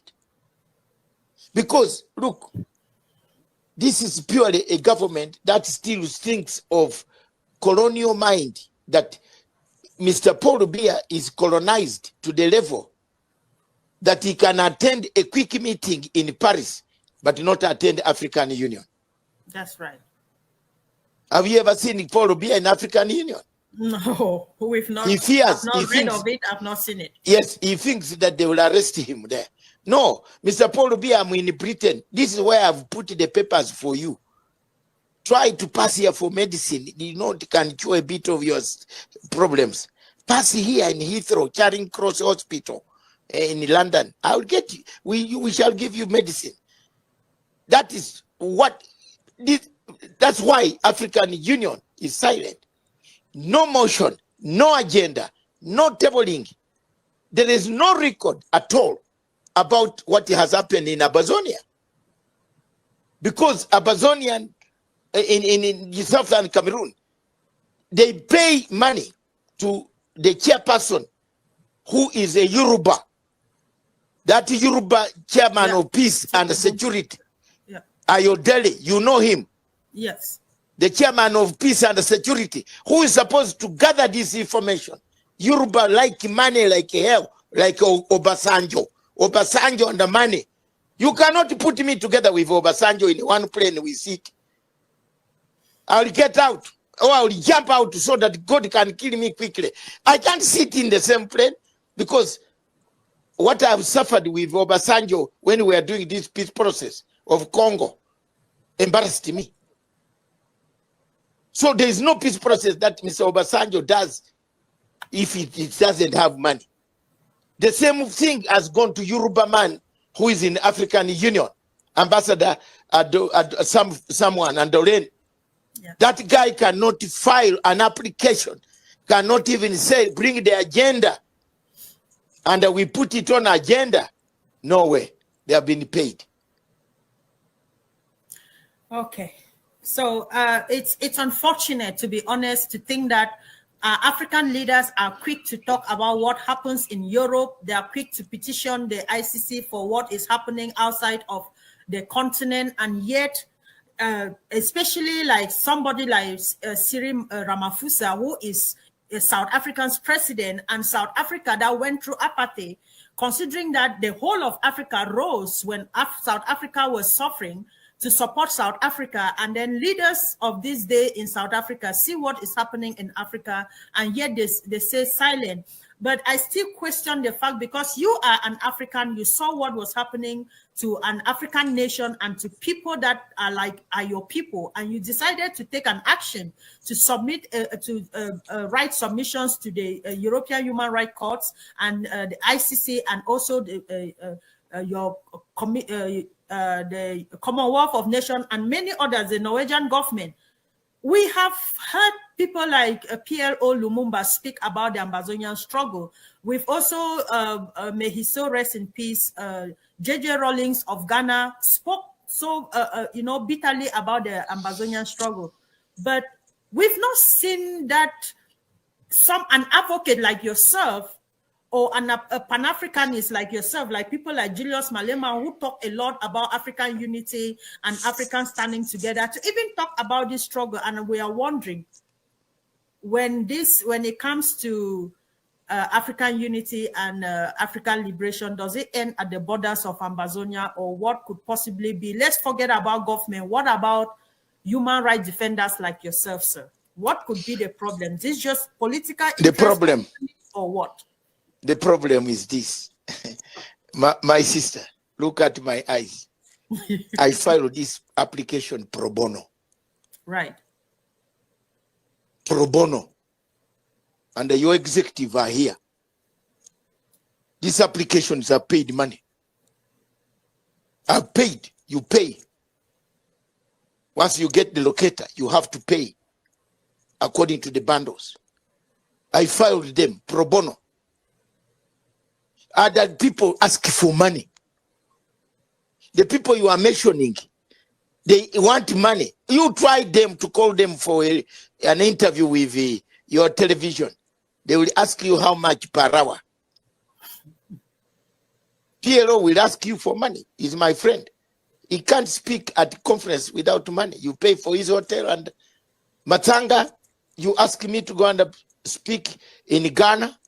I use my money. My money. I don't ask for fees. Filing this application, a lawyer in Europe will ask you for $200,000. Honestly, before he touches any work, you will deposit that money. Pro bono, you must have a heart, like some of us have a heart. That's why God has left us to stay here. Right. At my age, when you look at me, when I tell you my age, unfortunately, I don't want to say it here, you will be shocked that I am a real African man. And is this the age? Are you sure? I am able, because God has left me to do this job. If I don't do it, I feel pained. If you like you younger people dying in exile, people dying in the forests, women dying in the forest. Exactly. The pictures going around. I have that heart. I don't have the heart of money. Mugabe told me to go and file an application. Do you know what? The lawyers who came from Europe, plus his Attorney General, they asked Mugabe for $2.5 million cash. Mugabe said, what? I heard about it. I flew to Harare. I told him I will file that application for bed and breakfast. He said, are you sure? You don't want extra money? I said, for what? I'm a national of the European Union. I live in Europe 40 years. I will file this application on bed and breakfast, Mr. President. Hey, he couldn't believe it. He gave me a ticket, bed, and hotel. And that's it.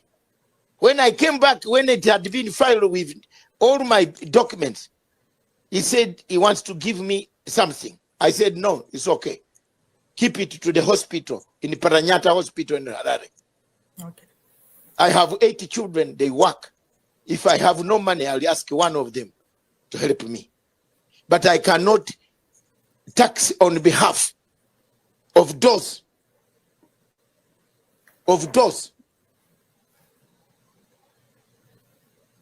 Perfect. who are suffering in the forests of Amazonia, in the tropics. I cannot ask for money. I can only ask for facilitation to file for the fees, not Matanga to take anything. I have everything I want. I've seen it. I have a good house. Yes, I have a good house in the UK. I don't live in Brixton. I live in Surrey. Surrey. Madam, you know what Surrey is. Anybody who lives in Britain who is listening to me, a house there is about £3 million. Tax alone is too much. That's where I live. So I'm well off. I am not going to ask tax people. But when the problem with Africa is when everybody is a thief, most people are thieves, they think you are also a thief. That is where we have gone. That's why market these two words, politics of howling and substance. Don't howl when you have no substance. That's correct. You shall injure this guy. This guy, if you continue going to Norway, hey, you will find one morning the man is not there, is in your wound. That is correct. And that is never going to happen in Jesus' name. Sir, do this submission serve as a turning point for African-led solutions to human rights crises, or do they reinforce dependency on European institutions? Who? The submissions that you've made so far. Yeah. This is a great job for Africa. That's right. It opens up Africans to come and study what they can do so that your human rights are not oppressed. We have a court of remedy. All these articles give you remedy. Even when you are going to be deported on the plane on the last day, these articles give you remedy. I took part in the Rwanda case of refugees from Syria and Afghanistan. It is me who helped the United Nations High Commissioner for Refugees to win the case. I was a technical advisor, and I gave details of why the Rwanda is not safe for men who are already terrorists in Syria who could be ISIS. Why do you want to take them there? Are we a dumping ground? I defeated Priti Patel and Rishi Sunak. I collapsed their government. I give account of Kagame was a refugee. How can a refugee himself transport other refugees? To his country. In Nairobi, he was driving a car, a taxi. I displayed taxi here, number, come, enter. I took all those pictures. The Bazungu said, oh Lord, we won the case. My dear sister, watch me. This is going to be a landmark. Okay. Let Norway tomorrow or the other day receive their documents. Right. And they then will start to think twice. The drums will start hitting. Yes, they will think twice. He who calls the piper must do what? Must dictate the tune. Okay. That's good. Thank you very much, sir. And there is a question on the comment section. Somebody want me to ask you. He said, how long does the EU courts and Norwegian court and the ICC take to act when an application is submitted? As agent. Okay. When you are agent, you pay fees. Okay. Mr. Emmanuel, I hope your question. I have paid the ICC. The ICC matter is already gone. It's done. They are there. The private investigators are there. I can't say more than that. Perfect. My friend, I knew ICC before SACO. Before SACO? Yes. In 2000. Don't tell me if you have collected people's money, eat it. Please. Don't bring don't bring Kisirani. You shouldn't tarnish your reputation for not me. Don't bring your bad luck near me. Because for me, I went to the organization. Karim Khan knows Masanga. Right. Not you, Sako, sitting in America. Are you known? Where are you known? Where? He knows me. We worked on Ruto's case with Karim Khan. And I told him, my friend, people are dying here. And you're a British citizen. If you don't do this, I'm going to take you to court in Britain. That's correct. For abating crime and war crimes. And it will fix you.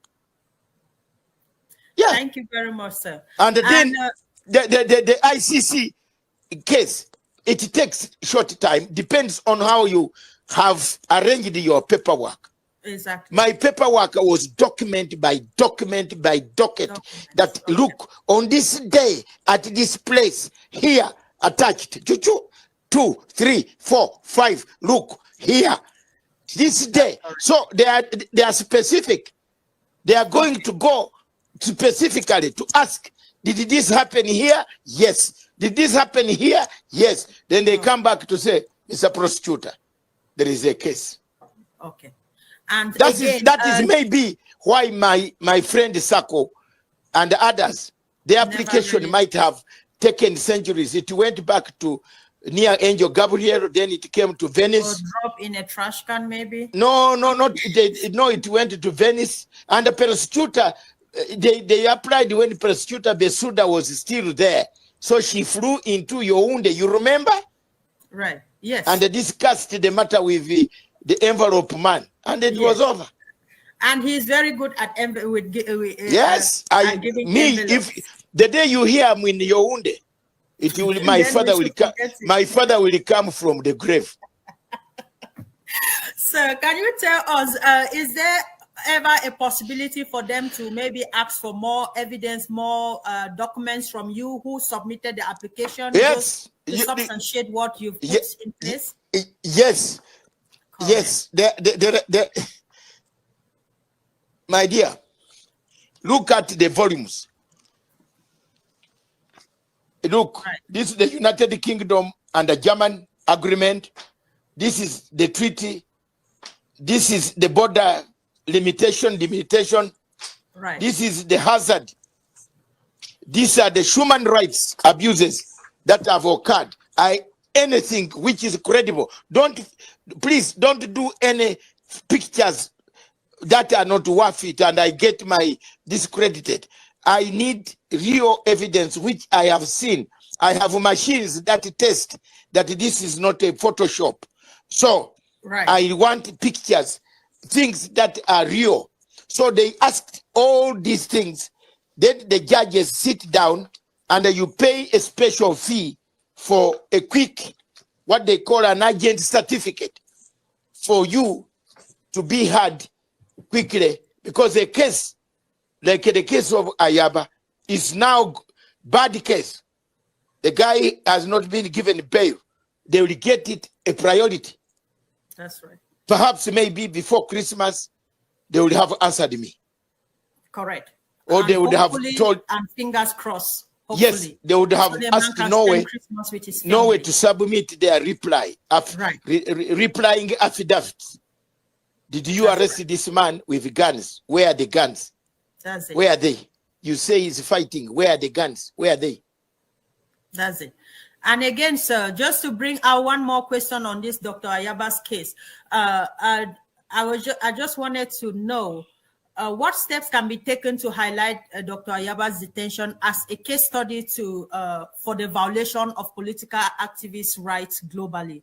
What can we do to highlight this particular case as a true violation to political activists' rights? Because we've seen many of this. We've also seen the Nigerian PM picked up by Finland, who is also advocating for the freedom of his people, standing as a freedom fighter. So these countries, they come up just picking up point persons who are standing for their people and detaining them. And so how can we use this to advocate, for political activists around the world that are being picked up by governments with the help of the home country governments? The activism in Europe is allowed. Right. Nobody should tell you you can't do activism. Article 5 says, no, Article 6 guarantees for a fair trial hearing in the European Union. Is Mr. Achaba hearing fair? No. No, not at all. They have stopped him. They have kept him incommunicado. They don't want relatives to see him. He has not been seen by people. They have stopped anyone communicating on the issue. So already they have violated Article 6. The civil rights obligations or the case of the criminal charge, it must be put in public. Did you find him with guns? Which type of guns? Which type of bullet? Which bullet? They entered the body of anybody. Any post-mortem done. Have you seen now the way I'm going? I can make you drink water with your mouth becoming dry when I'm asking those questions. Exactly. Show me the caliber. How many millimeters? How many millimeters? Yeah, you see, how many millimeters were they shooting where? Exactly. It is like a Karim Khan, the chief prosecutor, issuing a warrant of arrest to Netanyahu. He did not investigate which type of guns went to Gaza. He doesn't have it. You need to send experts on the ground to pick those shells, bring them to court for the crime against humanity, genocide, to be qualified.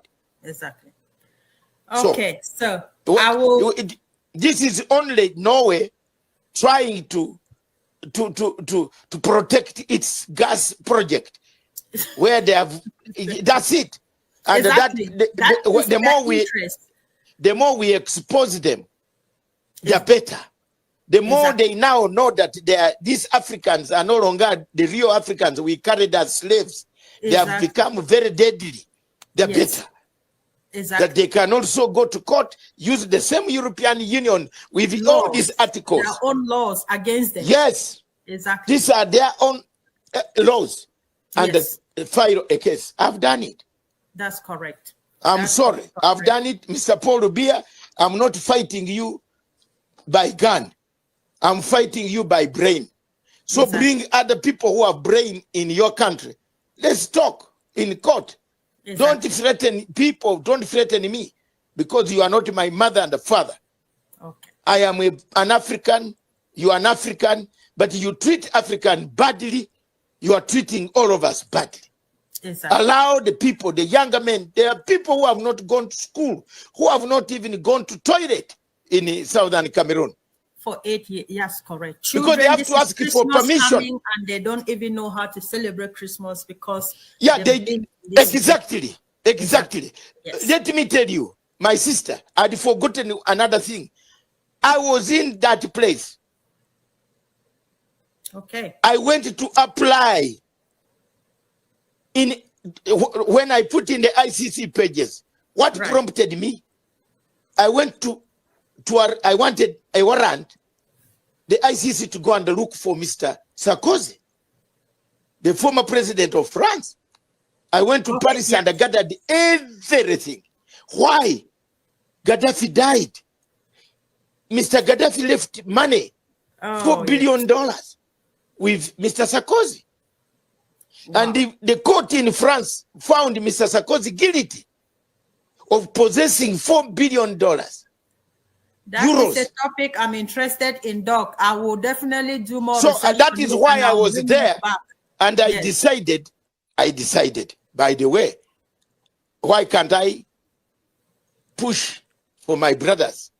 Yes. That's how I have done my case. I've done the case of Sudan. I've done the case of Sarkozy. I've done the case of Paul Rubia and the other commanders. Yes. In that place. Thank you. Thank you, sir. I'll ask you one last question before you give your closing remarks. I know you are busy. It's been tiring, especially with the enormous work you have on your table. And my wife is complaining. Correct. Please just tell her that she should just bear with us 5 more minutes. I've taken long. I've taken long since morning. We will release you. Yes. We will release you in the next 5 minutes, sir. So, as someone deeply involved in Pan-African justice effort, what legal avenue remain on tap to ensuring that Cameroon and by extension Norway in Dr. Cho Ayaba's case are held accountable for violation of international law? There is no other court now. The other court is also another way is to go to one of the courts. Unfortunately, we need to use one country to go to African Court of Justice to wait for Norwegian foreign minister. When he travels to Africa, we arrest him. Not correct. That's another way. Anywhere you go and seek a summons, you don't seek a warrant, a summons. That when you see Norwegian foreign minister anywhere in African soil, arrest him. Okay, thank you very much. There is a provision in the African Court of Justice of Peoples and Human Rights. Yes. You can say that before he leaves for Oslo, can he pass Banjul or Arusha to tell the judges there that there is something that I did wrong, but I'm coming back. You know? Okay. You can inconvenience them if people in your side were cooperative. If people talked with one side. But as you know, my sister, I have been in a struggle. You know it. People don't talk with one side. People talk, some are interested in these things, some are not interested in these things. Some don't want to listen. We can do quite a lot to escalate this Cameroonian issue. Because you Cameroonians, if you talk, they will think you are Cameroonians. But when somebody sees a letter from a Ugandan who is not even married to a Cameroonian lady Exactly. anywhere. And it's taking up an Amazonian Yes, case. Yes, it's credibility already. that's correct. That's correct. Okay, sir. Thank you. And I will give you 2 minutes to give us your closing remark on this. It's been incredible. Thank you. Any violation of human rights anywhere on the continent of Africa is an issue for Africa and for all of us. Any person who has been violated, whose human rights have been violated, as long as he's on the continent of Africa, must affect us. Whether it is happening in Kenya or Uganda or Cameroon or Southern Cameroon or Biafra or Libya or Sudan, we must incalculate the venues, the stamina, the impetus to move as a united force.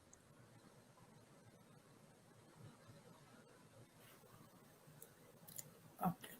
Are we together? We are together, sir. Okay. We must have the impetus, the stamina to be able to work in unity of purpose as Africans. Exactly. That we should not sit back and watch while Ayaba is in prison.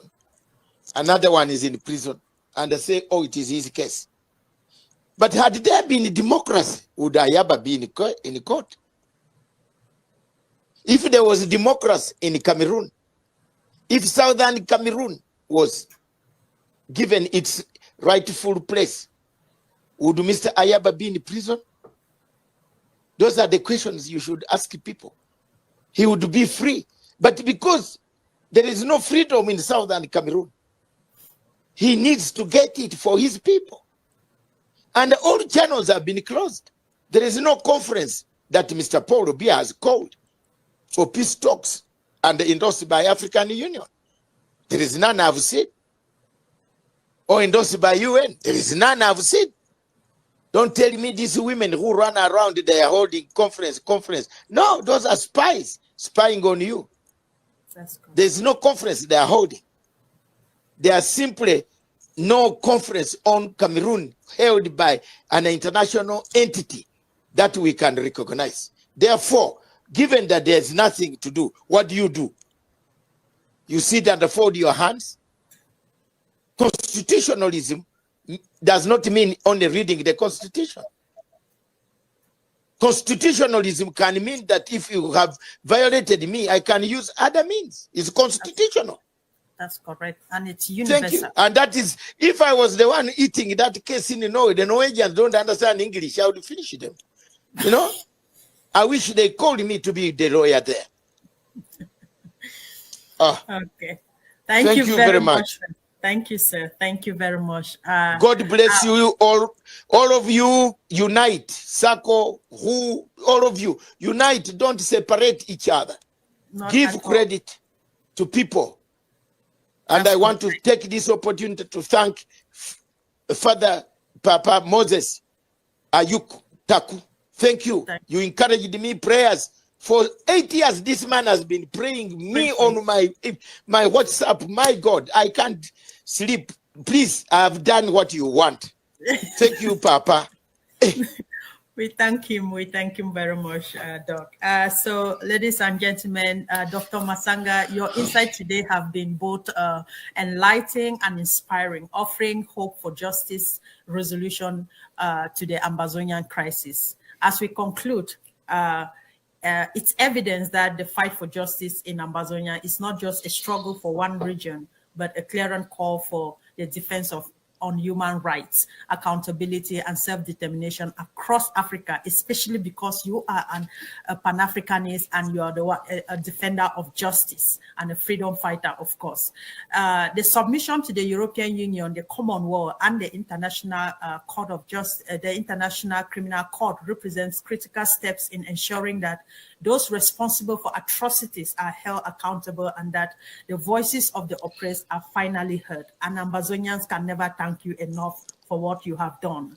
So your commitment to Pan-Africanism and your tireless advocacy for justice reminds us that the fight for transcends borders is it is about the soul of humanity itself. As we move forward, the hope is that this effort will galvanize greater action from international institutions, African leaders, the ordinary citizens around the world. The people of Ambazonia deserve peace, dignity, and freedom to rebuild their lives. And we cannot thank you enough, sir. Your dedication and for sharing your vision with us today, and also sharing your hard work, your time, and taking you away from your wife, who is already calling me to let you go. So we just want to say before you land, there's some smaller thing that I want to correct and amplify. Perfect. There are people amongst people might not have understood this. Mm-hmm. Cameroon is not a signatory of ICC. That is true. But Article 15 of the Rome Statute allows what we call priomoto. Right. Priomoto by law. You can own the chief prosecutor. I went and begged the chief prosecutor by kneeling down. Please, priomoto, can you go there? The chief prosecutor has a right, even when the country is not a member of ICC. When human rights, like in Southern Cameroon, have been violated.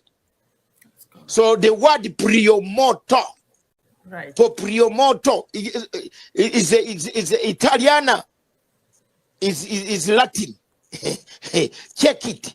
Promoto, what does it mean? Entering with your own, on your own initiative. That you have got complaints like the one that I submitted, which is compelling, which is fresh, not 5 years ago, fresh. Thank you very much, Doc. And thank you. You can enter. It doesn't matter. Yes. Under 15 doesn't matter. He can later on, after he has seen something, he comes back to say, hey, trial chamber, pre-trial chamber, Secretary General, there is a problem here. Exactly. Then they will give him authority. That is the hope. Thank you. Thank you, sir. Thank you very much. And please do not shut your doors. Just keep your doors open for me. I will be hitting on your doors time and again. No problem. As long as you knock hard, I will be hard. Yes, sir.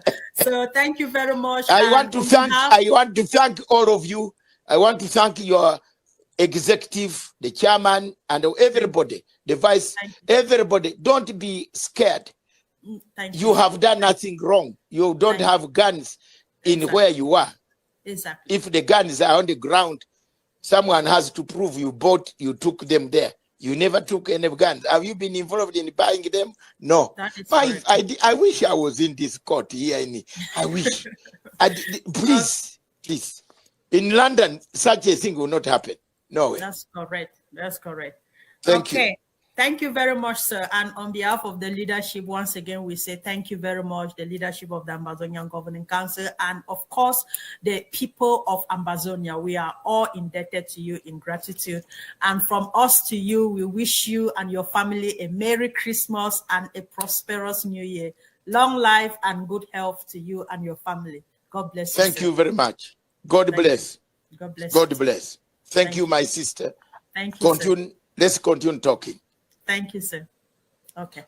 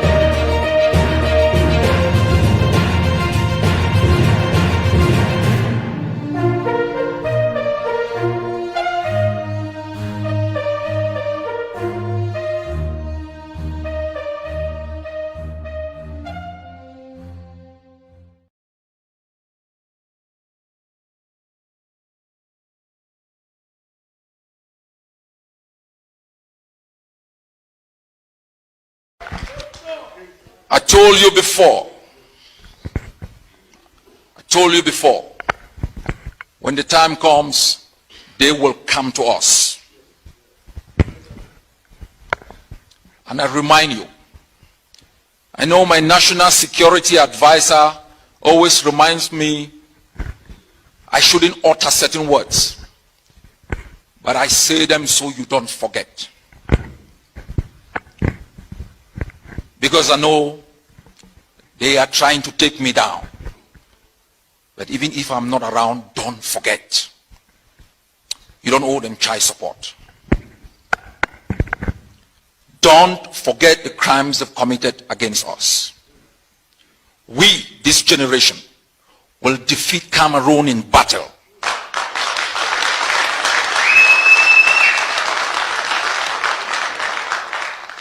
They said they could fight. They said they had trained bees. They had United States provided tanks and warplanes. We want them to fight. We invite them to fight. We invite them to fight. Where them they? Where them they? Watana wata. Ambazonians, don't be fooled. They fooled us before, not this generation. This is the never again generation that has decided to write the last chapter of its own history, to pen down the story of General Ivo, the bravery of our patriots who fought in trenches with den guns. The stakes are high. Negotiations is not to give you freedom. It's to maintain the status quo. To maintain stability for international exploitation and conspiracy against our own humanity. They aren't coming to talk for the liberation of our detainees, our prisoners of war. They come like Trojan horses with bayonets to murder our patriots volunteers. My fellow people, the kind of country we want to leave to the next generation is one where people find peace and happiness and hope. Where people can laugh even in poverty. They can transform their own society to reflect the kind of society they want to build. We want to build a country where he can walk in and feel at home. Where she can walk in and feel at home.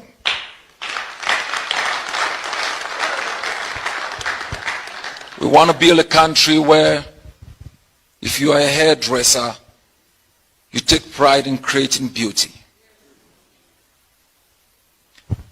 If you are a farmer, you are happy producing cassava, being able to turn it into gari and find the market 6,000 kilometers away.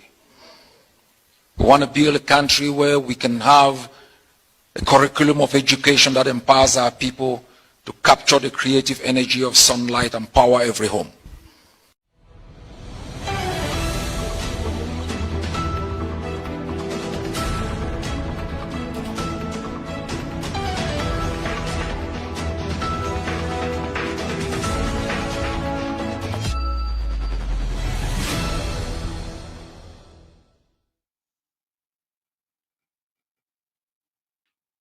Happy New Year to you all, the great people of Ambazonia. We hope you have a safe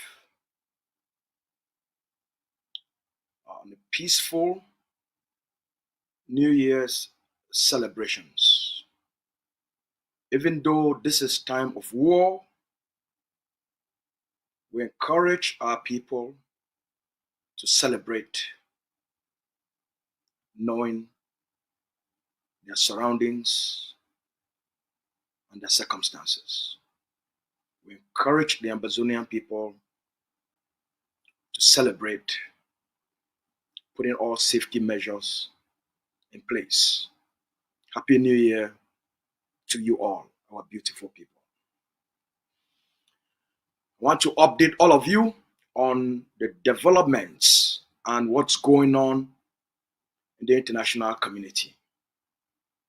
What's going on with regards to the Ambazonian leader, Dr. Cho Lucas Ayaba. The Ambazonian Governing Council was created as an institution for the liberation of our homeland. Was created as an institution to champion the liberation of our homeland, to champion the advocacy and the mobilization of the Ambazonian people for the liberation of our homeland, both in the diaspora and on the ground. Stakes are high. Cameroon is in a bubble. Cameroon is in a very desperate situation. The opposition in Cameroon, opposition parties in Cameroon have no political will. They lack the leadership. They lack the moral conviction.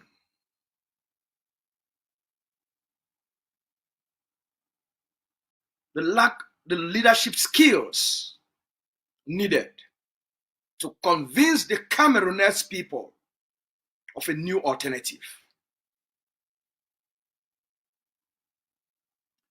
That's why the murderous regime of Mr. Paul Biya continue to exist. In its desperate attempt to avoid negotiations, in its desperate attempt to use bribery and corruption on a people that for more than 6 decades have experienced political, economic, social, cultural annihilation. They know our people are vulnerable. They know our people are gullible. They know our people are cheap. That's why they are exploiting your successes.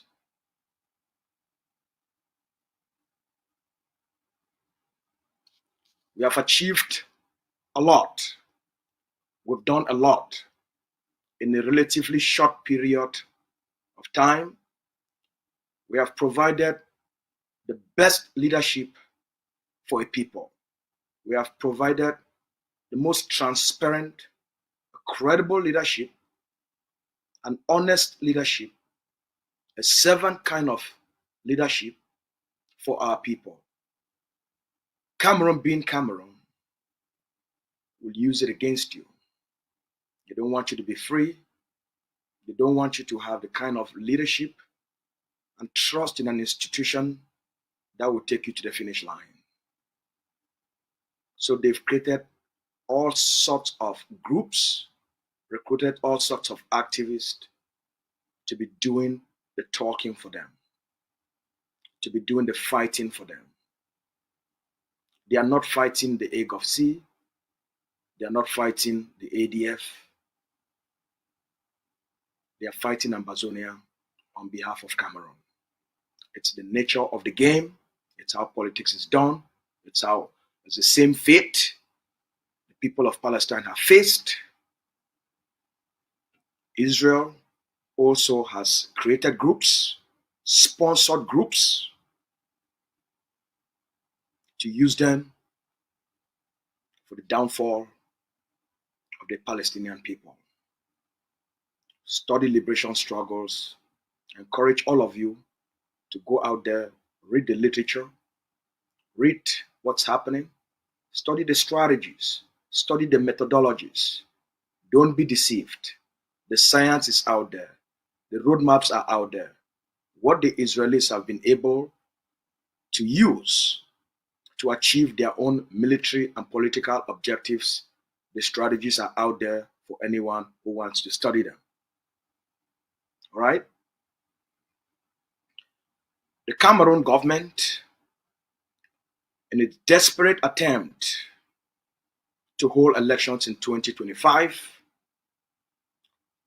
wrote an appeal letter to the Biden administration, an appeal letter to the United States, an appeal letter to the US intelligence services and the State Department of the Biden administration, seeking for help from higher authorities. The Cameroon government knew if they wrote to the Norwegians to orchestrate the arrest of Dr. Cho Lucas Ayaba, the Norwegians would refuse. So Cameroon sought help through the United States to use its might, to use its influence, and to use its global authority to mount pressure on the Norwegian government through their intelligence services to orchestrate the arrest of Dr. Cho Lucas Ayaba. All right? That's what happened. We have the documents. In the letter, the Cameroon government, Mr. BIYA, the Cameroon government wrote to the State Department. Let me paraphrase. They have succeeded to dialogue and reach negotiated settlement with other political agitators from the Northwest and Southwest regions.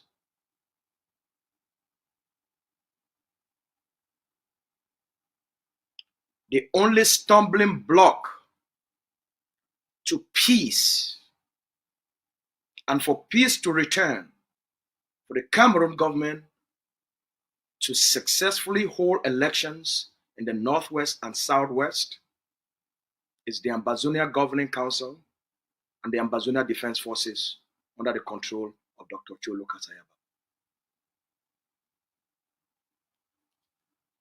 Fellow Ambazonians, I hope say all wanna be get a safe Christmas. All wanna be take some small time for celebrate and for honor the birth of Christ.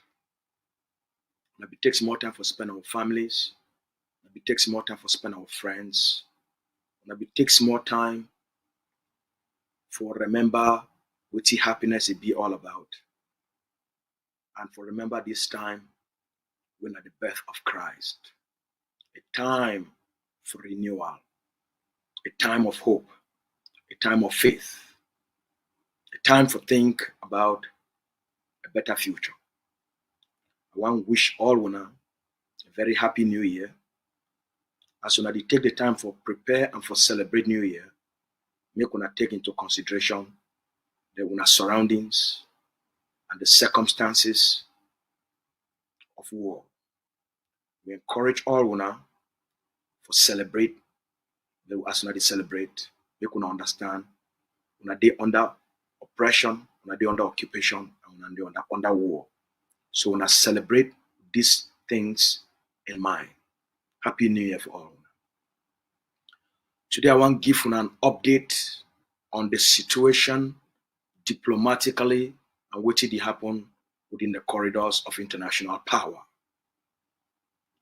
The Ambazonia Governing Council, they create as a liberation movement for champion the independence of the Ambazonian people. They create the Ambazonia Governing Council as a movement for mobilize the Ambazonian people then for the territory and for the diaspora for work together for champion the independence of the Ambazonian people. They create the Ambazonia Governing Council as an organization where it go advocate and go champion the diplomatic push for the independence of the Ambazonian people. With all those things in mind, they create the Ambazonia Governing Council as an institution, not be an organization for a one man. And an institution we go continue to exist for many years, for many decades to come. That the vision that we put up for the Ambazonia Governing Council until the Ambazonian people then they achieve independence, create a government of their own on the ground, where it be run, managed, and controlled by the Ambazonian people then. That the reason that we create the Ambazonia Governing Council. The Cameroon government understand, say for more than 6 decades, for 60-something years, they don't deprive our people then for political, economic, social opportunities where they feel build lives where they don't go depend on the colonial state. So the Cameroon government understand Ambazonians will be very poor and Ambazonians will be very corrupt because Cameroon don't teach them which they call and say corruption. And people for survive, they go for rely on bribery, they go for rely on corruption, they go for rely on the evils of Cameroon for Ambazonia, for most Ambazonians for survive. Cameroon understand that one. Cameroon understand. Say as the Ambazonian people rise up for fight for this independence. Most Ambazonians, who they show their head for outside, so they be political leaders, they go fall into the hands of bribery and corruption. Cameroon understand that one. Because Cameroon get a track record of Ambazonians. See, every time they rise up, when you offer them money, you offer them position, you offer them opportunities, they go betray their own people then. Because now the habits that we Cameroon don't teach the Ambazonian people. So for the desperate attempt, where Cameroon not win the war, Cameroon not defy the fighting on the ground, Cameroon not bribe and corrupt some movements and some leaders and some activists, the Cameroon government, it want make sure say the elections where they come up for 2025, their presidential elections, they also hold for the Ambazonian territory. The Cameroon government, it be no say if he write letter directly to the government of Norway for push, for they make the arrest Dr. Cho Lucas Ayaba because Cameroon it go fabricate stories, it go create all kind nonsense where Cameroon know how to do them. The government of Norway, knowing how Cameroon it be barbaric and Paul Biya being a dictator, knowing the war with the going for Ambazonia, the government of Norway no go arrest Dr. Cho Lucas Ayaba. So the Cameroon government, it write a detailed letter to the Joe Biden administration. It write a detailed letter to the Biden administration through their State Department. With that letter, it also be now for their intelligence services, so they call and say FBI.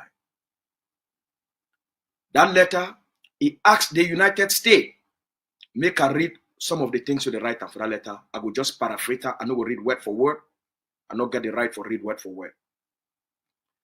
For one of these things, the Cameroon government talks say, it don't successfully finish the negotiation and they don't reach for a peace agreement with other movements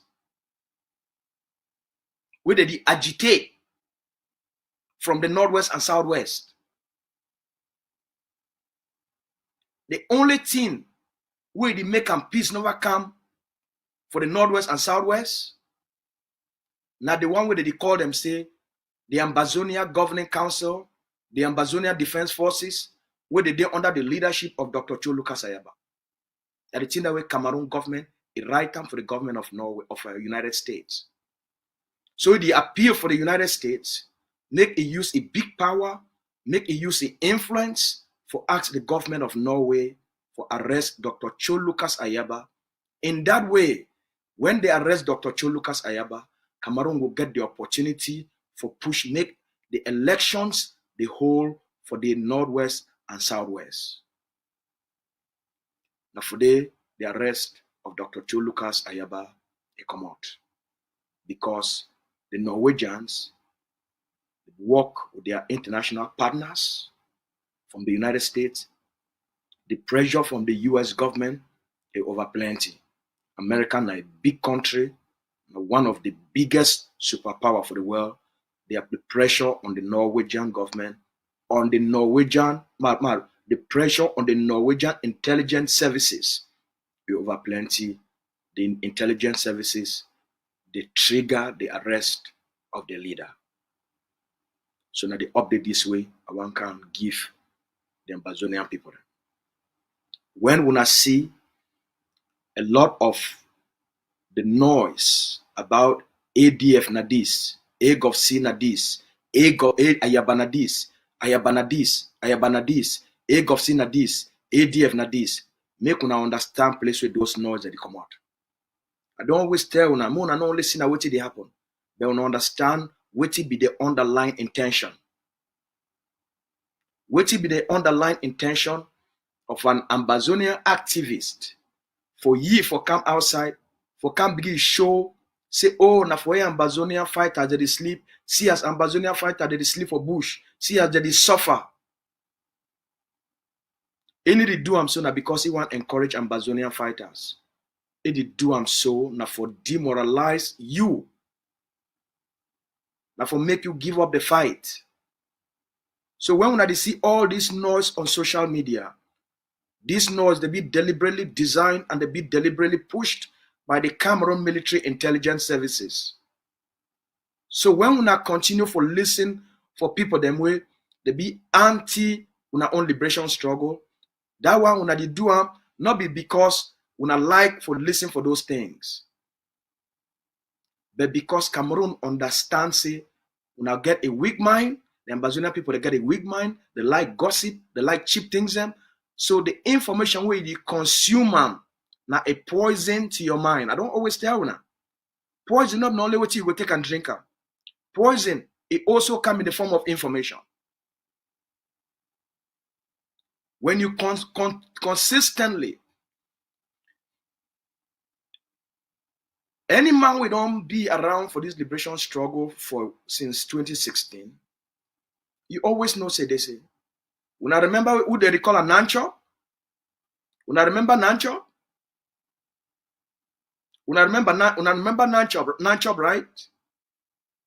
The Ambazonian guy where he said he be an activist based in Germany. When I remember he, how many years he spent on? ADF, AGOV-C, Ayabacho. When I no place we end up, right? Now remember Eric Tato? Eric Tato spent 3 years. Ayabanadis. I the work for La République. I the work for La République. ADF they define for La République. ADF na La République create them. Who say end up?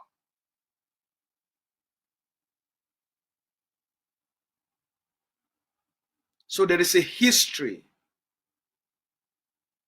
There is a history of every person where it consistently go na ADF, Ayaba, and AGOV-C. There is a history. There's a track record of every single person. They get a place where they come up, and they get a place where afraid they receive their benefits, and they get a place where afraid their narratives they come out, they push them outside. Not listen for what I tell you. Go look at the history, because me, I be a student of life. I pay attention to patterns. I pay attention to consistency of speech, because it tells me motive.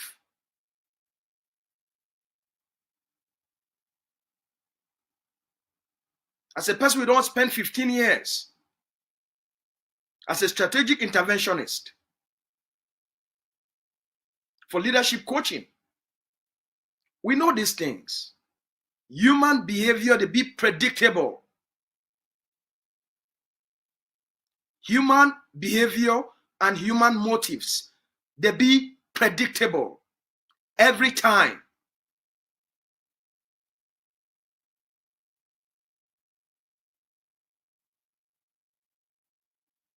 So after all these things, you don't arrest the leader, as I don't give una the intel, the Cameroon government don't complete a negotiation and peace agreement with Ambazonia movements. So the stumbling block na egg of sea.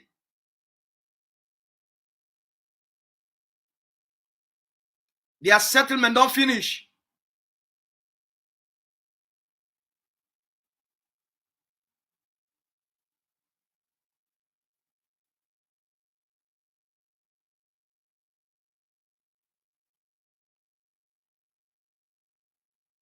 All right? That's why now they tell una say, even if you want to go drop your arms, if you go drop your arms, if you do this, that's why they can't tell una now.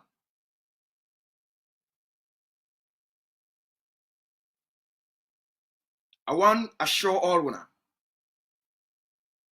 we'll be prepared for all these things.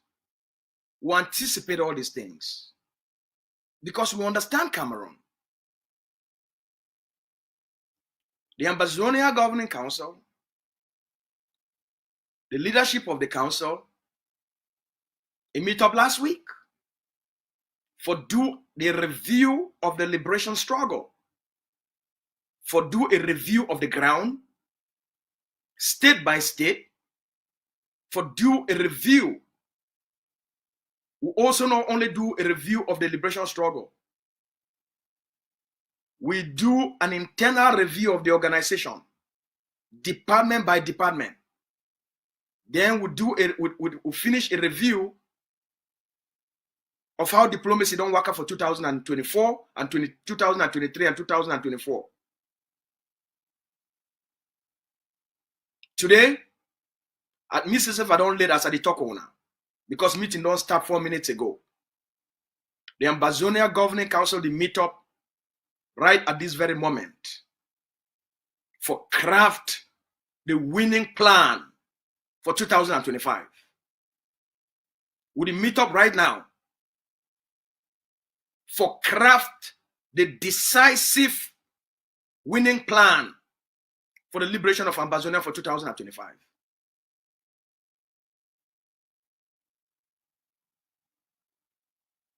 And we can't give a detail.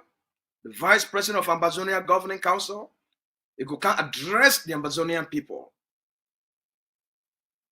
and tell when what exactly go happen for 2025. The changes will go happen for 2025. How we go move this liberation struggle to the next level for finish the work of this generation, for deliver a free homeland to the Ambazonian people. No matter who betray una, no matter who betray your sacrifices, there is an organization,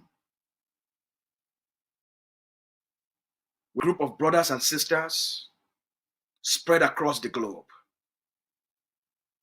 They be governed by principle, by character. We take an oath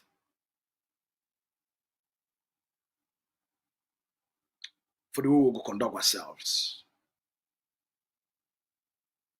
We'll be chosen and we'll be selected by something special, by something bigger, by something higher.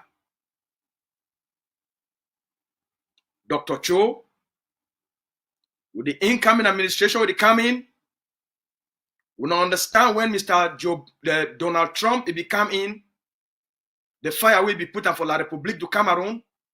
At one point, Mr. Trump will be one push for the removal of Paul Biya for power. The dictator for Syria, when I don't see what it don't happen for it.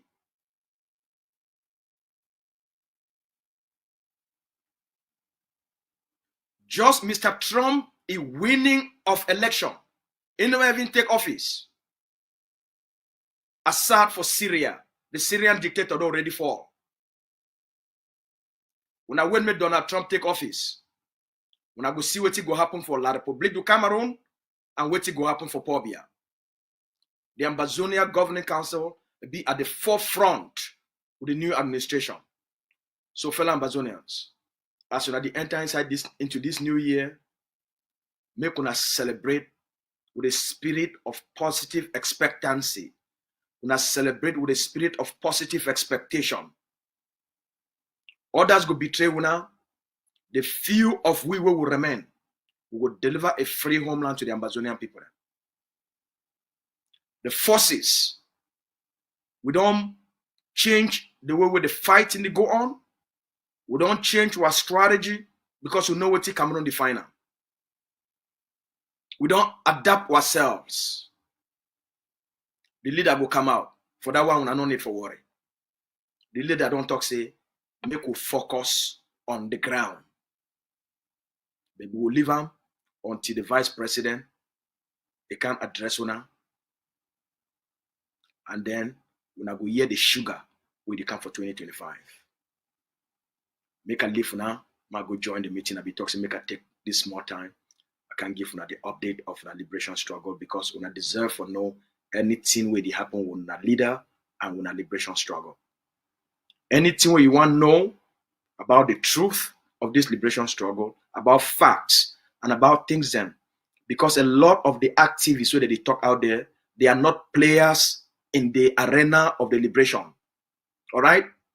Most of the activists where they talk out there, they are not players in the arena of the liberation struggle. So they are not actors of the liberation. They be side commentators.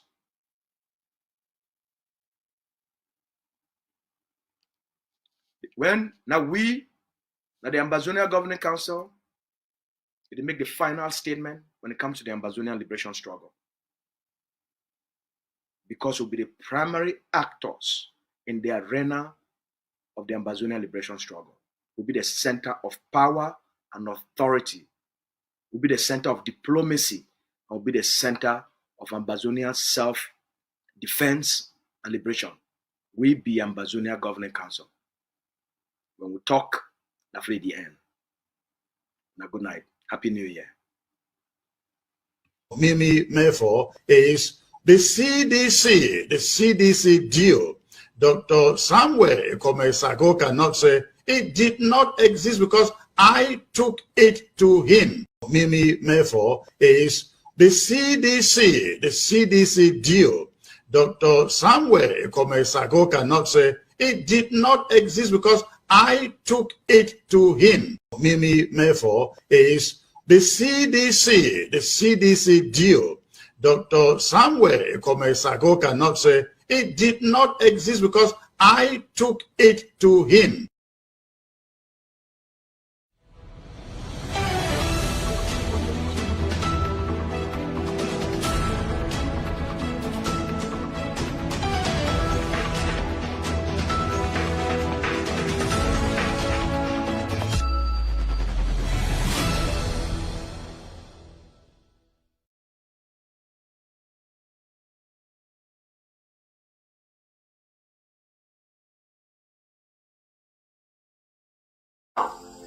General only brother, one talk say this, so there are many ways. First of all, thank you very much for our sacrifices.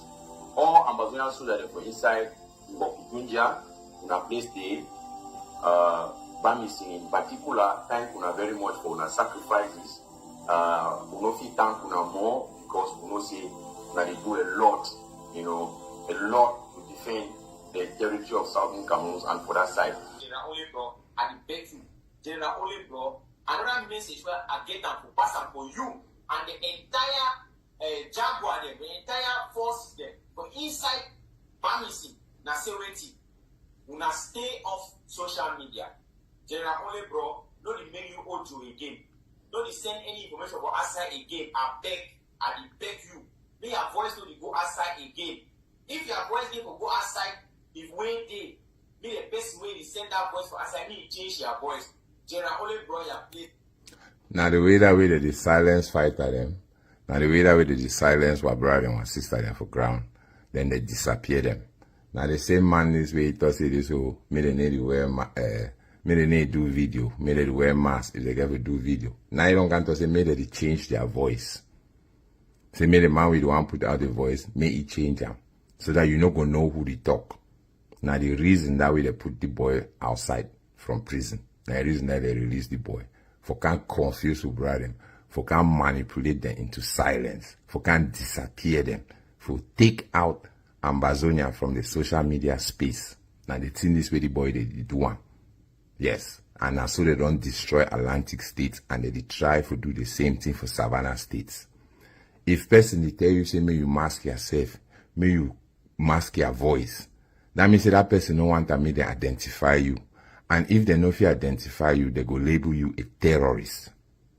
And if they know if you identify you, that means that you need to fight. That means that the war don't end. Now the reason that we didn't deploy Fabiola Deco. If I say me all Amazonian they be clear on the issue. Now, when you talk say, when una talk say una go bole person way, una go bole civilian, it doesn't sound right. It doesn't look, you know, I don't know how to talk but you know they give a good picture, a good image of una. I don't pause and for them.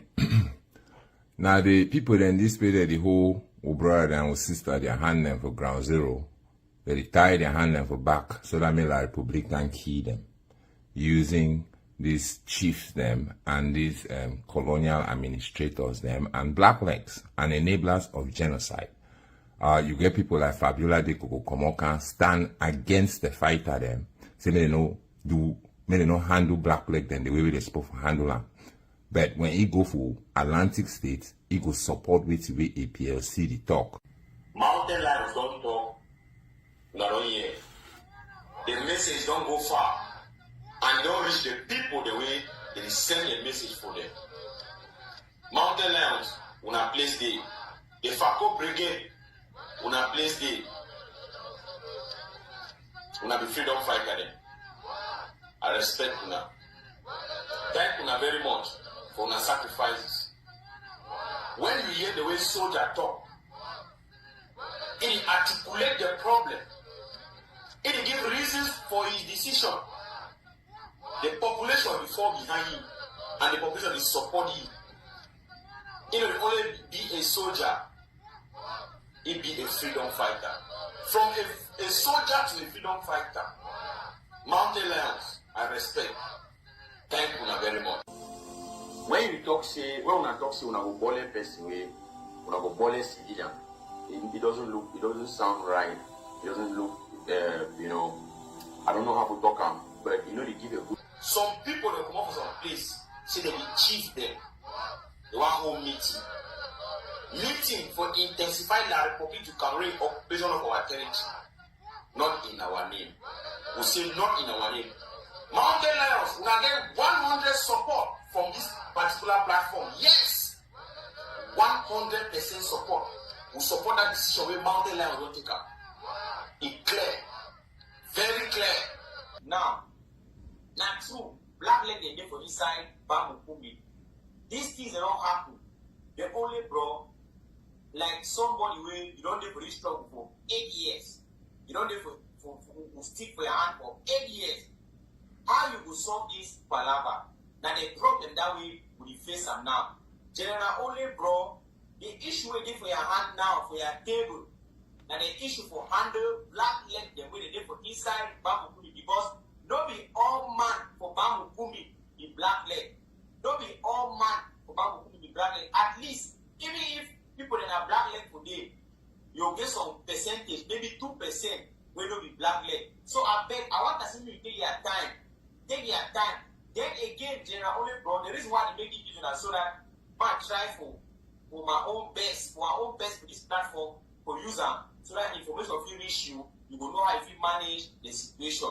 Now, but inside Bamukumbi again, General only bro, we can beg you say, maybe you try to look this situation. Calm down. You know, say man picking or soldier, you know they take decision when you vex. And you know they take decision when you over happy, or when you over glad. You take decision. Now when you don't shoot them, we are other fellow soldier then. We are discuss about the issue.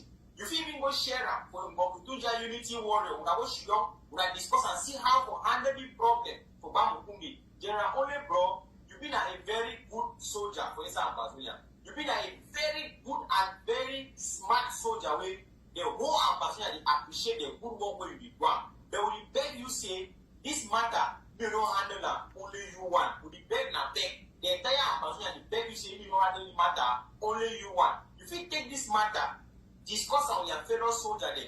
Meet up soldier then for inside Bamuka, the one for Bamali, the one for outside for Bambala, meet up the one way they day for. Even for inside Kumbu, for any when she don't discuss this matter, then I want beg to the general only bro. La Republic, they get your radar. La Republic, they will radar you in two ways. General only bro, yeah fine. We don't also carry out investigation, discover and say, I don't block them for that. Now they manipulate or this way, they confuse fighter them for ground zero. Or brother them or sister them for ground. It manipulate them. It come on now to defend black leg them. Every time any black leg be caught, Fabiola Deco they come on defend that black leg. Every time. And because Fabiola Deco is say na a black leg. The black leg then way Fabiola Deco don't bring and can show and say he forces them. Their forces them. APLC don't catch them. All that black leg them we don't know which side they don't go. We don't know which due diligence they don't give that black leg them. But it come for Atlantic states. It can't find a way for soften the fighter them, for weaken them. So that maybe they need to kill the people then they can't kill them. Because now black leg than that. And you get right to defend yourself. Black leg and an enabler now the same as La Republic. And now a fact, just like how Fabiola Deco for here, now a facilitator for black legs and enablers, we make it a black leg. So may no fighter for inside Gokutunja no hear anything with the boy they talk. May no man no listen for anything with the talk. When I run there for ground for 8 years, when I know how to handle the matter. May man no change the way they handle the matter. Yes, when I stand up to defend myself. So may all man defend himself. Picture a good image of Una. I don't pause on for this. This independence will not be about giving a good picture for Ambazonia and them. Ambazonia and them don't get to prove anything for any man. Say they be good people them. Ambazonians are good people them. And the world at large know one. Ambazonians they defend their territory. They fight to restore their independence and sovereignty. Fabiola Deco they talk about say civilian them. The message where Fabiola they talk where it come from ground zero from the only bro. It talk about black legs, about people then we the chief on the phone. It bring her in with they and civil. We don't know if na La Republic militia people then with they and civil, but we know say na enablers and collaborators of genocide. So they no be civilian anymore. And Fabiano Deco dey here now for tie fight at their hand for their back by continuing this narrative. Say they so it need to look good. This business no be a business of good. This business now a business of independence and sovereignty. More continue for listening. Now, no see this struggle. We know they out and for Parawa people there. We know they out and for Bolewa people there. I understand the temperature of people they get them. Yes, we they out now for defend our people them. We they out now for defend our land. We they out now for restore our independence and sovereignty. So any person we enable the enemy. Any person we enable the enemy. Nah, the enemy. Any person we work with the enemy. Nah, the enemy. Any person we compromise the security of genuine Ambazonian independence fighter them. Nah, the enemy. That one be clear. But I want to say there are many ways to deal with black legs.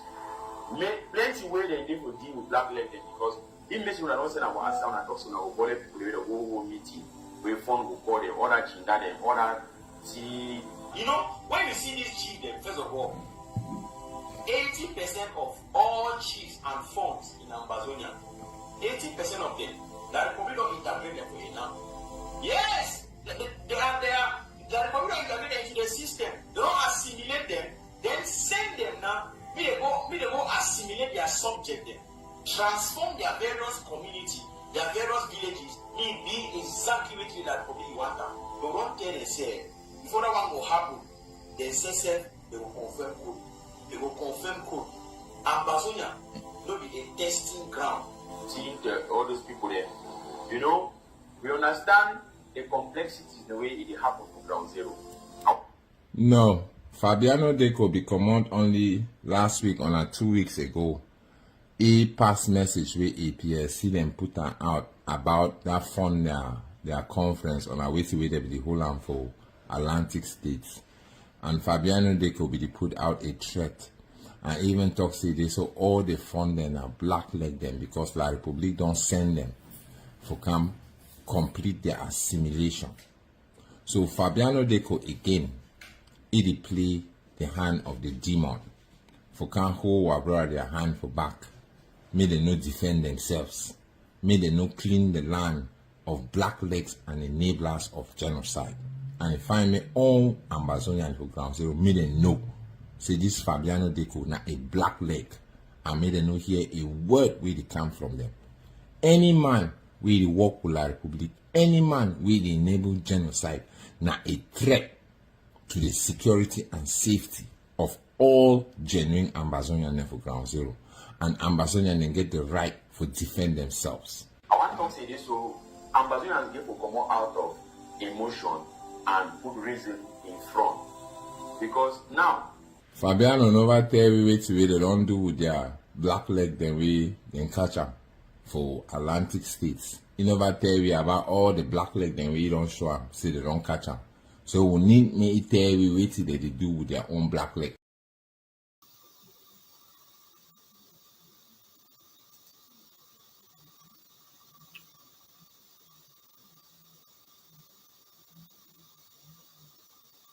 Ambazonians, are you okay?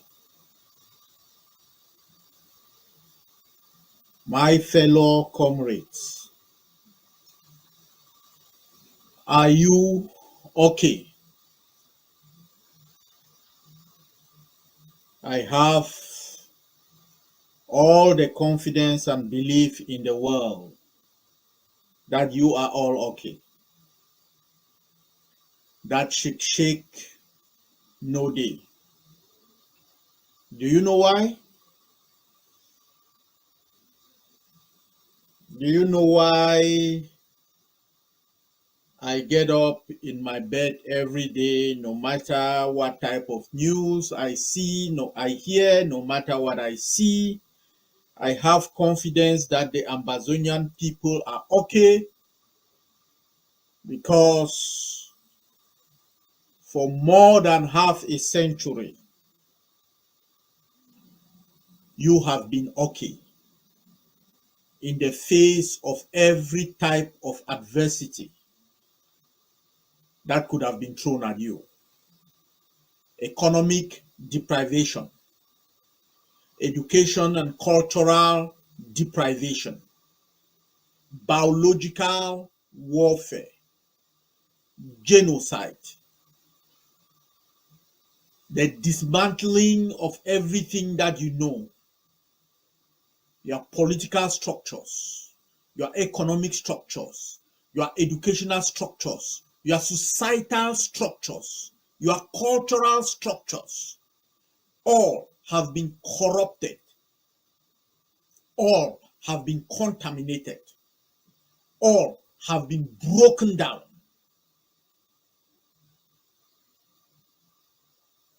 And you are still here. And you have begun to fight back. That is why, my fellow Ambazonians, I know that you are okay. Revolutionary greetings, comrades.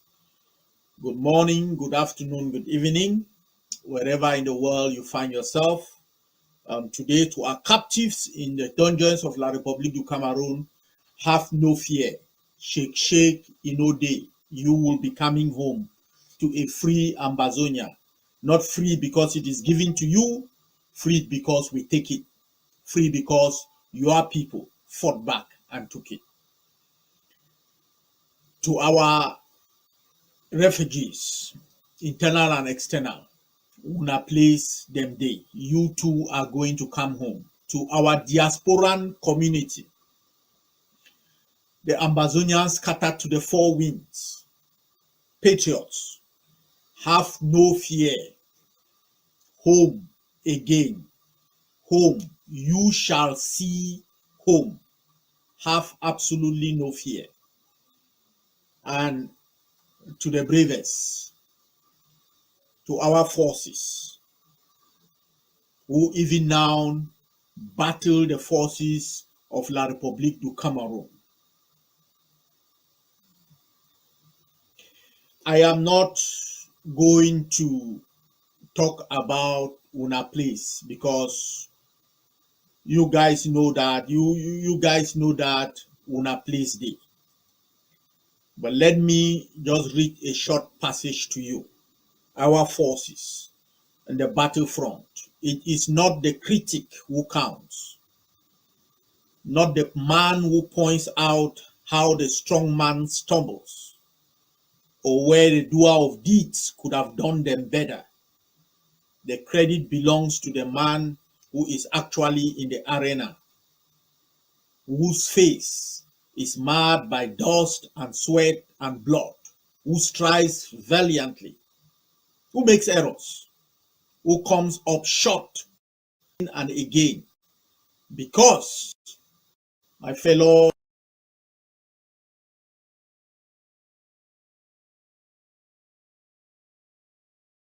comrades in arms, that you strive to do the things that needs to be done. You know great joy, great victories. You spend your effort and your energy and your lives for a worthy cause. And we know that because you do that, because you put that effort, you know defeat and you know triumph. What the generations who came before you never knew was that adrenaline of victory, that triumph, because they accepted their burden, because they accepted defeat. Why they knew everything that they knew was defeat. My fellow Amazonians, I understand that in the homes of our detractors, in the corridors of the palaces that the junta in Yaoundé controls, and their henchmen and their paid for backers, I know there is great joy as they try to parade as a great victory the iconic image of the Amazonian Defense Forces Jeep. I know why they have dusted off that Jeep and are parading it today. I know why they are doing that. And that should give you great hope, Amazonia. That should give you great determination to finish the job. Because after the bloodbath that they suffered in Bamenda, after their Waterloo at the Sacred Heart Junction, and the continuation the next day in Quen, when our forces in the Bamenda Brigade put another group of them down again in Quen to quell the horror of their people, to quell the defeat, the sense of defeat and despair, to present the bodies to the families and to assure their backers and their allies like Norway in the world that their effort at imprisoning, at massacring, at eliminating the Amazonian people was bearing fruit. They had to dust off the ADF jeep and parade it as a great trophy. A great trick, if you know how tricksters do. Look here, not over the over 15 dead bodies that lay on the streets in Bamenda a few hours ago. But if that let them sleep in comfort at night, who am I to disabuse them and our detractors of their Kool-Aid? If that is what they parade as a victory over Amazonia, how pitiable, how miserable, how entirely infantile. But that is the enemy that we face. That is who we are facing on the other side, and why our victory is not only assured but guaranteed.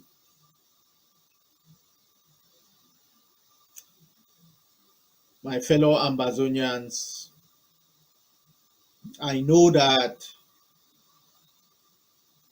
my outing today, a lot of you might have construed as an outing where I come and I try to dance and I try to sell you a story of triumph in the face of defeat. I will not do that. That's not a role that I am cut out to play.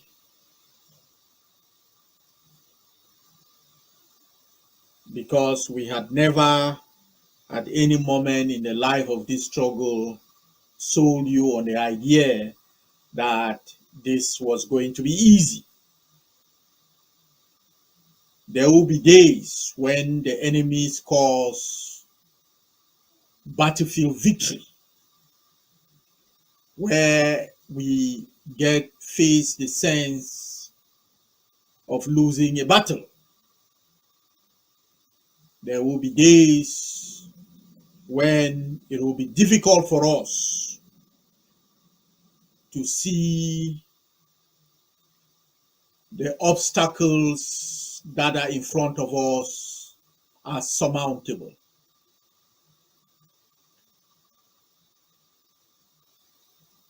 But I have been in this struggle, facing the extermination of our people, when the only thing that we had in our hands were high ideals and branches of trees held high over our heads. My fellow Amazonians, I have been in this struggle when it was pride for us to walk down empty-handed, our hands held high above our head, showing all the signs of a harmless individual convinced in his cause, convinced in the righteousness of his cause, and determined that, like sheep to the slaughter, offering a harmless sacrifice to the enemy will suffice. I have been in that struggle. when the songs that we sung, as we held out our hands to show it as non-threatening, was that they will kill we tire. So I don't come here to sing you a song of those of high ideals and covered on clear eyes. We have always been clear about the difficulties that it will be our freedom. Just the other day,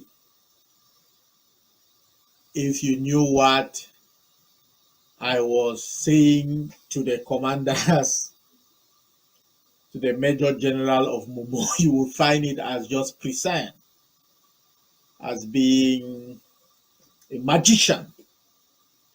Because I was telling him that don't doubt that La République is going to take a jeep and paint it in the colors of the ADF and says that they have captured the ADF jeep.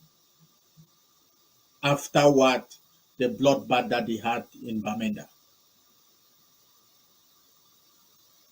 That is what I said.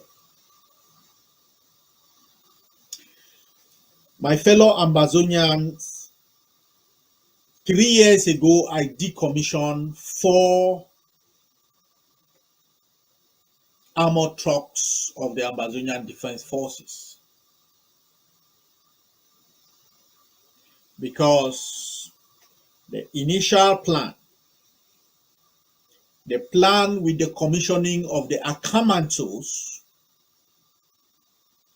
was the creation of the battle ramp, the fist that will hammer the base of La République at the airport in Bamenda and crush forever their resistance in Ambazonia as our forces push through to upstation Bamenda and then through Bafsam to BIYA. I know it's days like today that some of the plans that had been for over 4 years that come out in order to explain why it's a non-event. What you see the La République Army parading a ceremonial jeep that even had broken down and cost the life of a general when it did, close to 2 months ago, more than 2 months ago, really.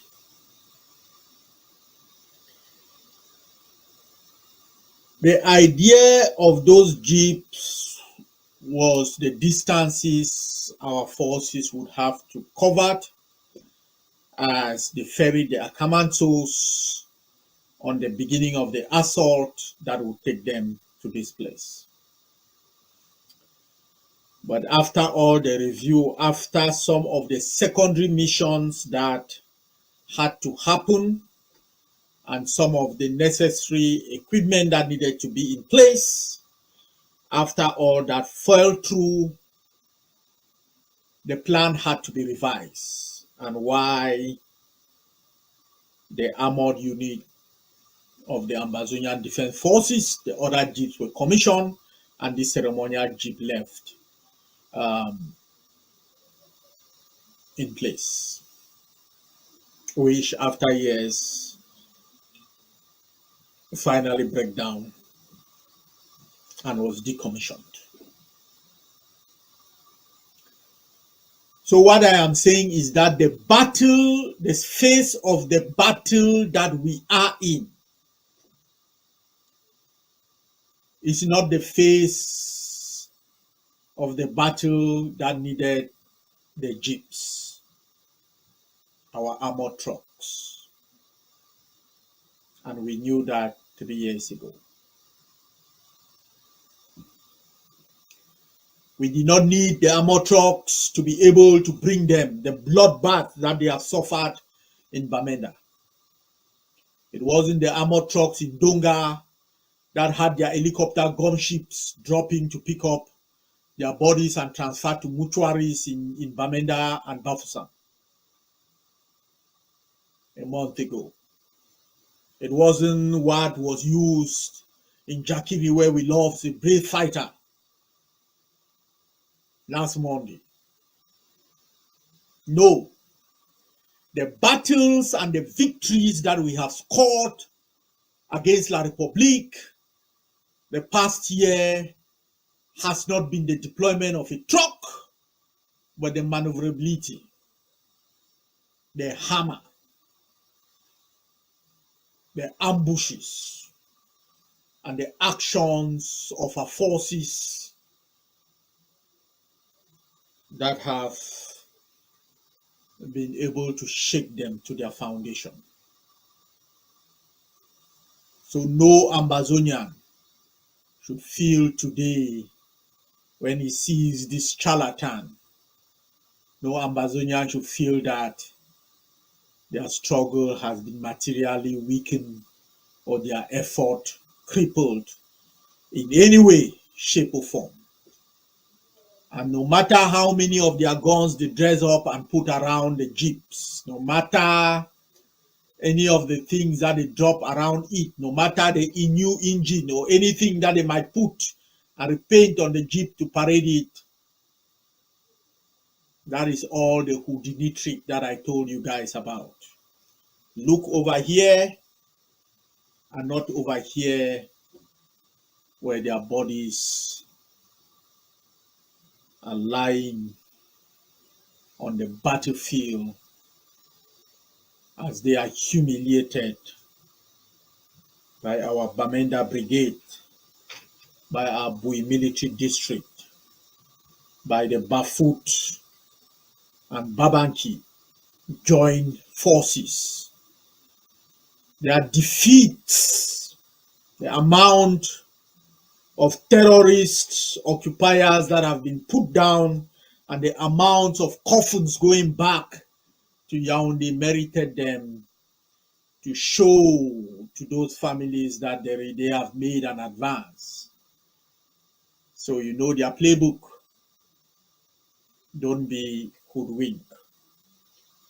Don't for one moment doubt yourself or doubt your struggle or doubt your liberation.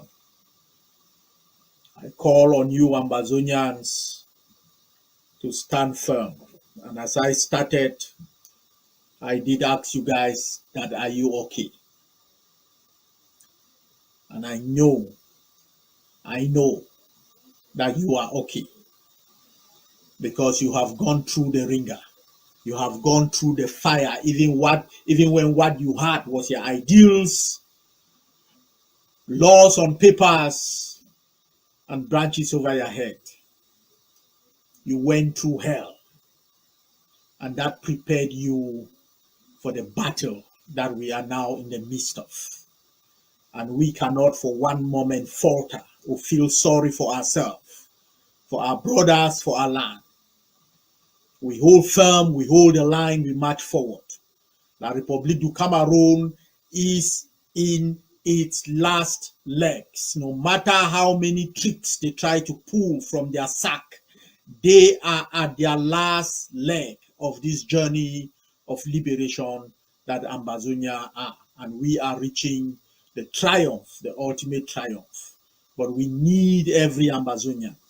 We need you. We need your efforts. We need your contributions. We need volunteerism. We need the Ambazonian people to stretch so that this last leg of the journey, which is the most difficult, we are able to surmount it with as little cost as possible. May God bless you, bless our forces. May God bless Ambazonia.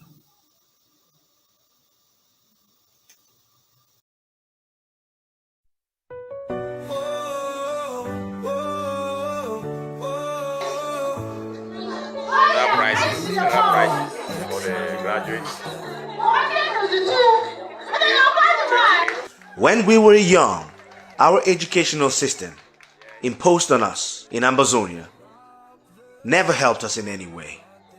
We studied about Margaret Thatcher.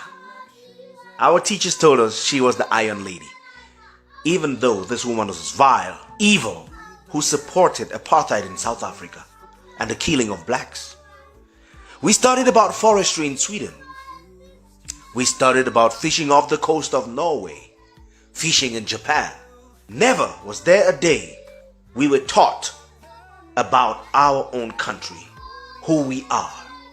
Never did we have a curriculum of education that educated us on how to create jobs, manage money, open businesses, create things, sciences, technology, innovation. Nope. Our educational system made us dependent on the European and La République du Cameroon. We ended up going to university and we ended up jobless. If the Southern Cameroonians never traveled abroad, we could have died of misery. But God being with us, we had the opportunities to travel to the white man's country and study, train ourselves, get real education, work, and send money back home for our families to survive. Our parents came into unions, financial unions called Jangi, worked together, saved, took loans. That is how we survived. Those days are long gone because the Ambazonia Governing Council has come up with a curriculum of education which has no match on the African continent.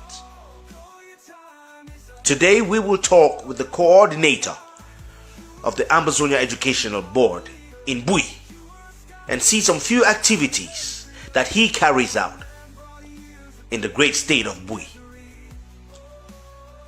The new system starts from kindergarten to transform the mindset which we never had before. It is a pride and my pride to see that Ambazonians have come up with such an idea that we can glorify as hope for the future generations, as per education. In a voice-out chat with the coordinator for the Ambazonian Education Board in Bui, he had this to say. Welcome, sir, to the program. First of all, I would like to greet you, Mr. Journalist. Thank you for having created this time, this wonderful opportunity for us to talk about the Ambazonia Education Board. So I am very much delighted, and I must say that I do appreciate this initiative that you have taken to make sure that we let our people inform, let the world inform of what is Ambazonia education. So thank you very much. Can you tell us, can you explain to the world what is the Ambazonia Education Board? I would like to say that the Ambazonia Education Board is simply abbreviated as AEB. AEB stands for Ambazonia Education Board, and it is a body that was created for the Ambazonia people within this revolution in order to be in charge, in control of the new system of education. So Ambazonia Education Board is a new board that was created within this current crisis. So it has a chairperson, an education secretary, a treasurer, and other departmental members, and equally the coordinators, the education coordinators who are on the ground working across the different states, the 13 states that are found in Ambazonia. So that's the composition, and it has as a major role to design the curriculum for the Ambazonia people, and to equally pave out policies. I would like to know, what achievements have you got since you started leading the Ambazonia Educational Board in Bui? Yeah, okay. Now, as the head of the education, yeah, to be more specific, in the great state of Bui. Yeah, what we have achieved, or what we achieved last year, 2024, or this year that's ending, this academic year, we achieved a lot, and I would like to make it to be clear. The achievements for this year did not just came overnight, or just came like that. So those were small groundwork that we have done for the past 5 years that culminated to the achievement that we did realize during this 2024 academic year. So as far as the achievement are concerned, the major achievement is that the community education system has gained more root, and So let me ask you, what is the difference? We talk about Amazonia Education Board want to be different from Cameroon. The Cameroonian system made us worthless and not productive. What is different? Let me ask you, between the Amazonia educational system and the Cameroon system of education. Can you let us know? So on this other question, what is different between the curriculum of Cameroon and that of Amazonia? Yeah, it's just simple. The curriculum of Cameroon is different because it starts to study what is out of the reality of the Cameroonian people.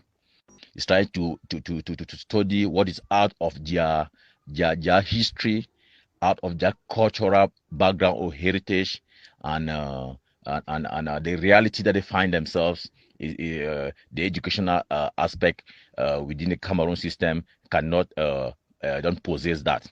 But with the Amazonian system of education, it is different. The curriculum is different because it is community-based approach. So it is community-based approach, which equally has the aspect of competency, means that competent-based approach system, where across the different communities in Amazonia, the children see the reality of what is within their different communities. So, and they study what they can vividly see or touch, clearly, than to be teaching them foreign things out of their own reality. So it is community-based approach, which means the curriculum has given a privilege to stakeholders back across the different communities to make sure that they teach their children to know where they were before, where they are now, and where they are going to. So that is the difference between the curriculum of Amazonia curriculum and that of Cameroon. And one more thing I would like just to add to that issue of the difference between the curriculum of Cameroon and that of Amazonia. The Amazonia curriculum is based on equally giving the children the life skills at the very tender age, so that as they're growing, as they're progressing within their educational career, they can be able to acquire skills that can help them take care of themselves, that can help them support their family, that can help them support and develop the growth of their community at that very preliminary age or stage of education. So, which means that what, as children will be leaving primary schools, they should be able to already have, for example, a skill maybe on how to deal with electronic problems, or how to maybe solve societal problems or community problems that people face in daily basis. Yeah. So, and with that, it can help them to make income for themselves and to make them to prolong their education while doing something in solving human problems. Yeah. So that's it, and that is different from that of Cameroon. So we have the vocational training, or the entrepreneurial sector, the commercial sector. Yeah. So we have these sectors, which is basically to give these skills, these lifelong skills, to our own people. Well, based on what you've told me and explained, I can see major changes and differences between the Cameroonian educational system and the system of Amazonia. So What's special, if I may Yeah, ask? what is so special about the Amazon educational system that which has been created? What is special? Just simple. It is community inclined. It is in community inclined, and the parents themselves of the various communities and the stakeholders within the communities, they are the major stakeholders or the major shareholders in the in promoting in making sure that that the children acquire the educational system that is based within their own realities. Yeah. So that's what is special. Yeah, that's what is very special.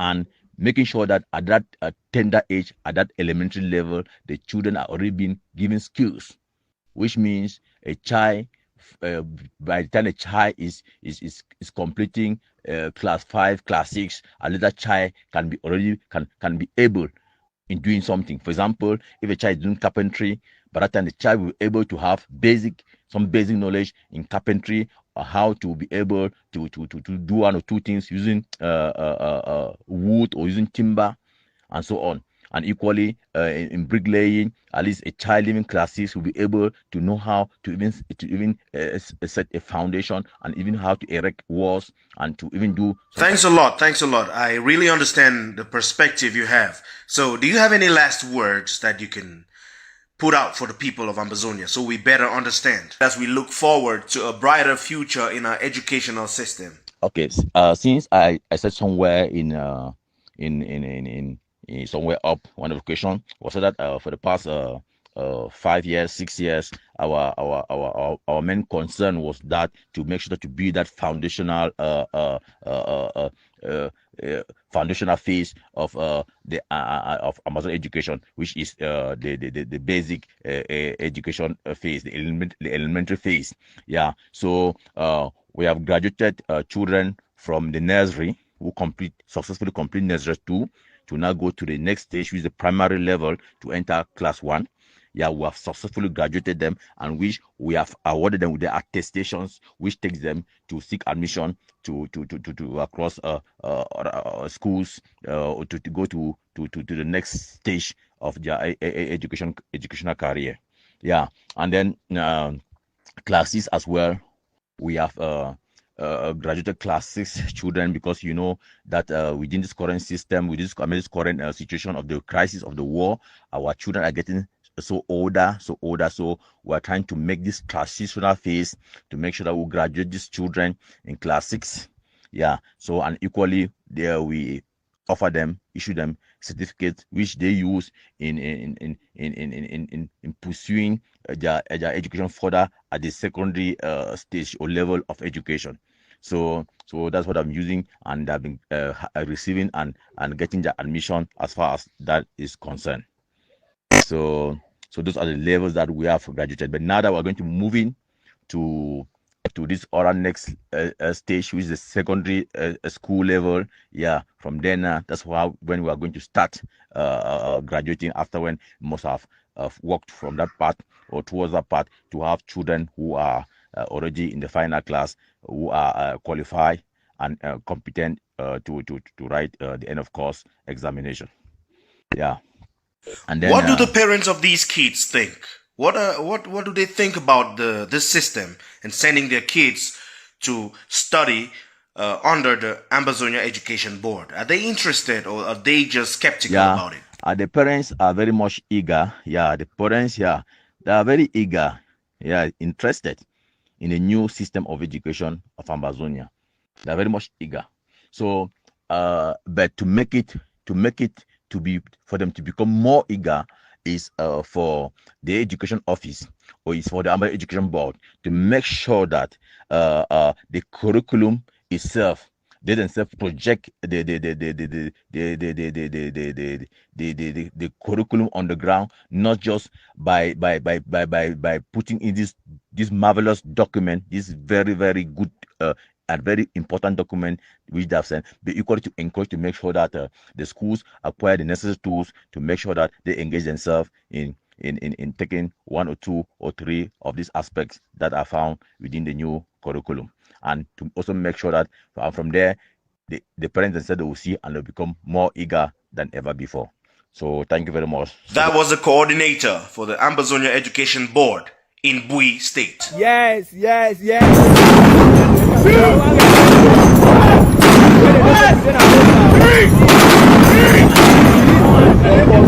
The war rages on. The leader of the Ambazonian War of Independence is still incarcerated in Norway. Charges have not been placed because the Norwegian government has not found any guilty charge on the leader. They are looking for ways of incriminating the man just to make sure they take him out of the game and make sure that Cameroon has its way in Ambazonia. In complicity with France and England, Norway pushes forward their agenda to make sure that Africans, like always, the African man must remain a slave. But this never again generation has said, no, we are not our parents. We are not our fathers. We are the never again generation. It is either Ambazonia or nothing. Freedom is coming. Stay tuned to the next edition of Amba this week. Happy New Year 2025.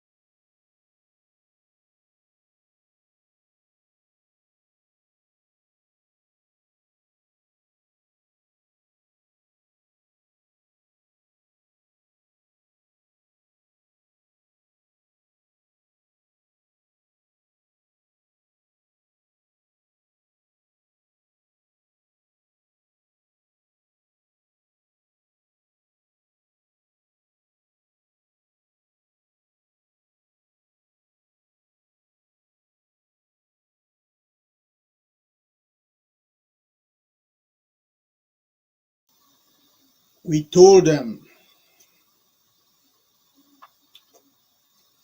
not to declare a war on us. We begged them that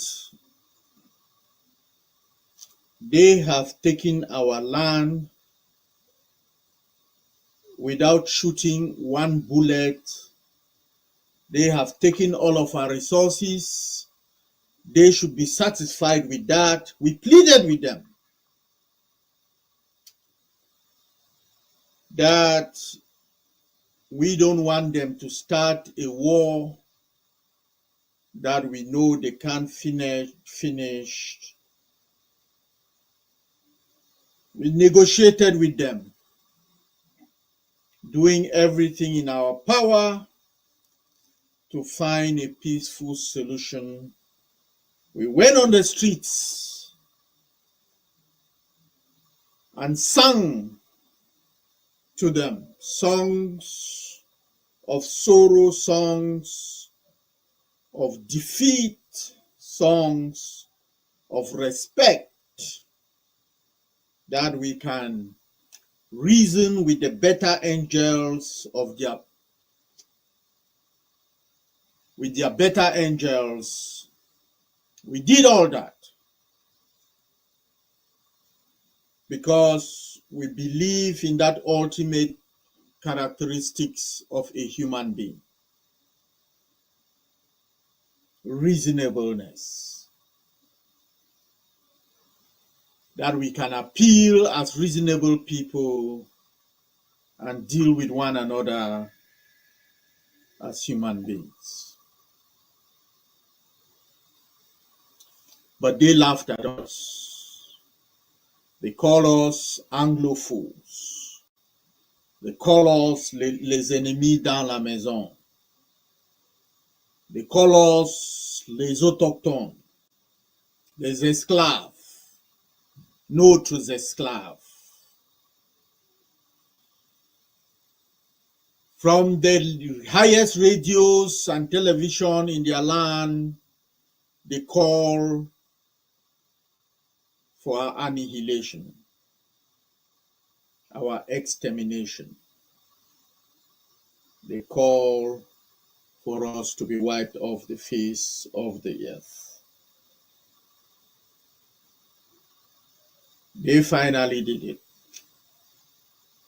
After conquering us, after humiliating us, days like today, days like yesterday, are the powerful response of an Amazonian people forced to fight for their lives. Days like yesterday are the days that La République du Cameroon realized that they should have listened to us. That when we pleaded for them not to start the war, they should have listened.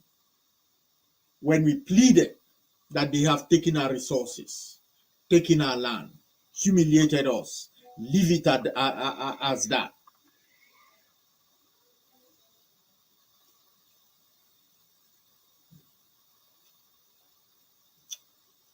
Yesterday are those days that tell them that we were not joking.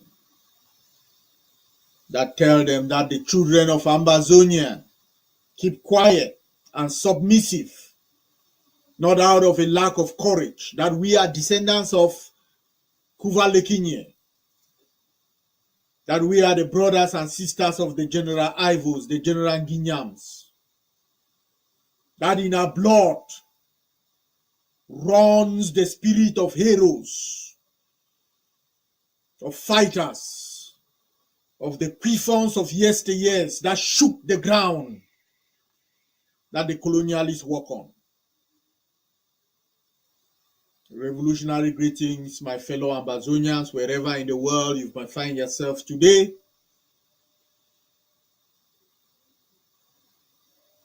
To our captives in the dungeons of La République du Cameroon, we understand the horror you are going through. We acknowledge those that have been maimed through torture.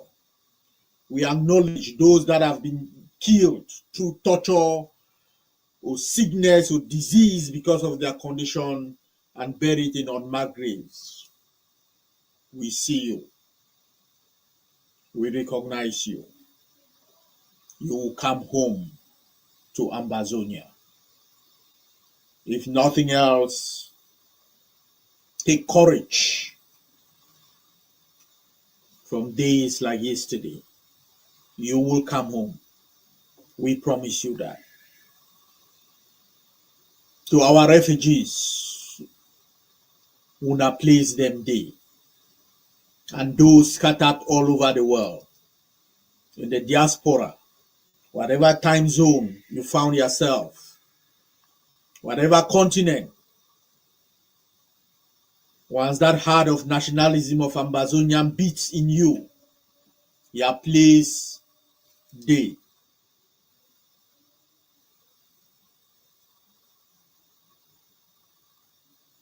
To our fighters, the best of us, who stand in the front line, who believe in the sacrifice for the greater good. You have gone above and beyond the call of a nation. We honor you. We honor your sacrifices. You are the best of us, and we owe you a debt of gratitude that can never be repaid. My fellow Ambazonians, the state of your revolution is strong. You are liberation fighters. The army of Ambazonia every single day make us proud. We are honored. In humility, we thank their sacrifice. We honor them. My fellow Ambazonians, yesterday, as the battles for Bamenda continue, our forces in a devastating, one of the most devastating attacks mounted against the occupation terrorists from La République du Cameroon. Your forces, our Bamenda Brigade, send a message that is still ringing from Marua to Ebolova, from Bafoussam to Yaoundé, ringing all around the world, that the sons and daughters of Ambazonia yet live. That in the land of our bed, we are masters of our own land and our own destiny. That we will not be conquered. That we will be free. My fellow Ambazonians, the commander for the Bamenda Brigade, it's Major General, and his command have been on the battlefield, an intense battlefield for the past couple of months. Since the arrest of your CIC, the guns of our Bamenda Brigade has not been silent. From Kwen to New Church Junction, Ntarikun to Che, Bafut to Sacred Heart Junction. The Bamenda Brigade has demonstrated an efficacy on the field of battle that has rendered La République du Cameroon speechless. They are foaming in their mouths. Spittles are coming out from their anger. Yes, my fellow Ambazonians, your defense forces have lost some incredible soldiers. General Kevin, Colonel 50, and those who have fallen in battles on the street of Bamenda this past couple of months. It is an intense battle, a battle for our survival, but a vital struggle for our liberation. We honor those sacrifices, but we want to honor the leadership, the command of our Bamenda Brigade. You are a shining light for what the people look for in their battlefield commanders. I am asking all of our liberation fighters from all the other military districts, from Ekiliwindi to Munya, Ngwakan to Uku, from Sabungari to Nkwen. I call on all of our fighters to take inspirations from the mission commanders and the battlefield commanders and the leadership of our Bamenda Brigade. Their spirit,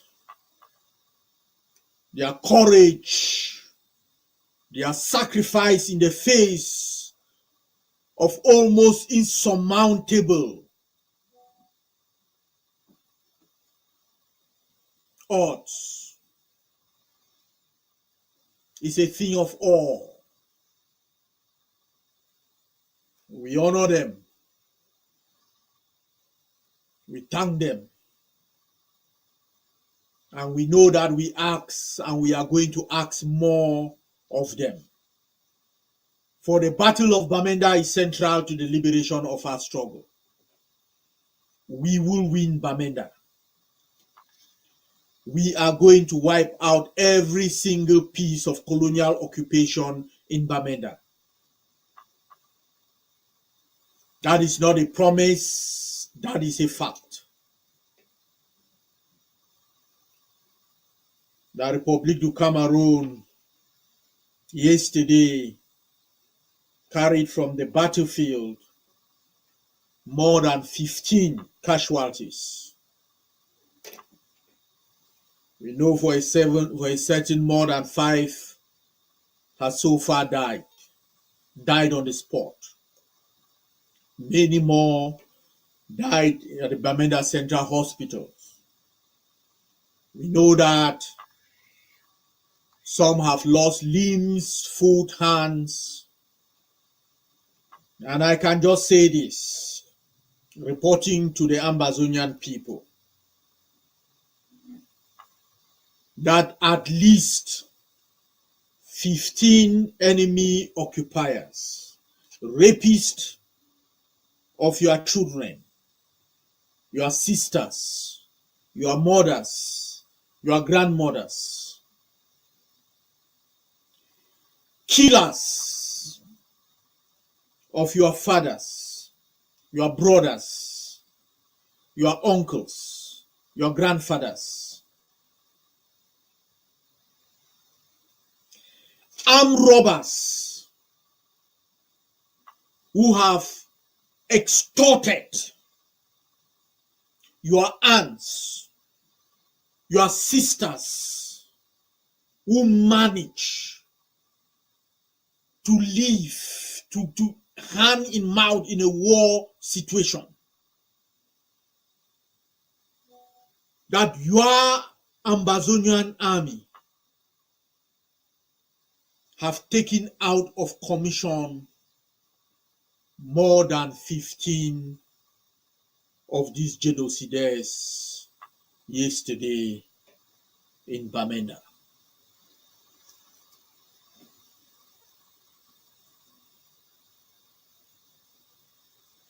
We have reduced the footprint of terror in Ambazonia and increase the footprint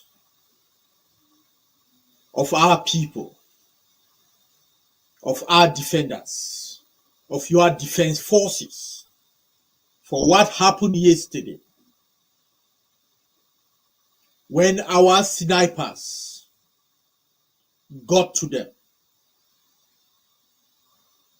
when our bomb squad got to them,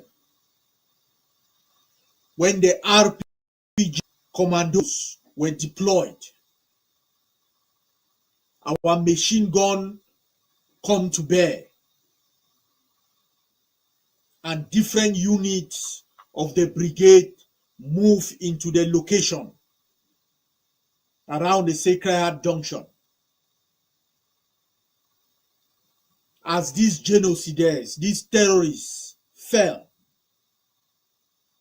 they thought that they could withstand the courage, the ingenuity, and the tactical superiority of your Ambazonian Defense Forces. At the last minute, they realized that this was no longer any easy skirmish on the streets of Bamenda. that this was a well-planned, well-designed action by your Bamenda Brigade in order to free a junction that La République du Cameroon had set up camp, brought in tons of forces, deployed their forces around our neighborhood in a manner that tells them that our forces will not approach. But they picked their shock. And that shock extended with the intensity of the battles as it unfolded. My fellow Amazonians, I said that the footprint of terror has reduced and the footprint of our defenders have increased because La République du Cameroon not only picked up and ran, they left cache of weapons that your forces have now confiscated and will be put in action within the next few hours. My fellow Amazonians,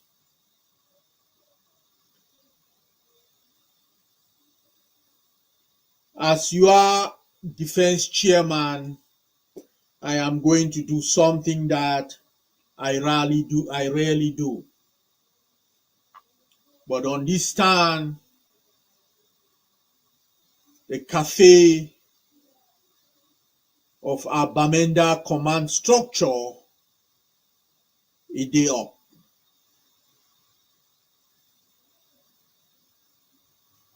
Not only for your actions on the field, that won for the Amazonians one of the most decisive victories in this revolution. Not only for the ammunition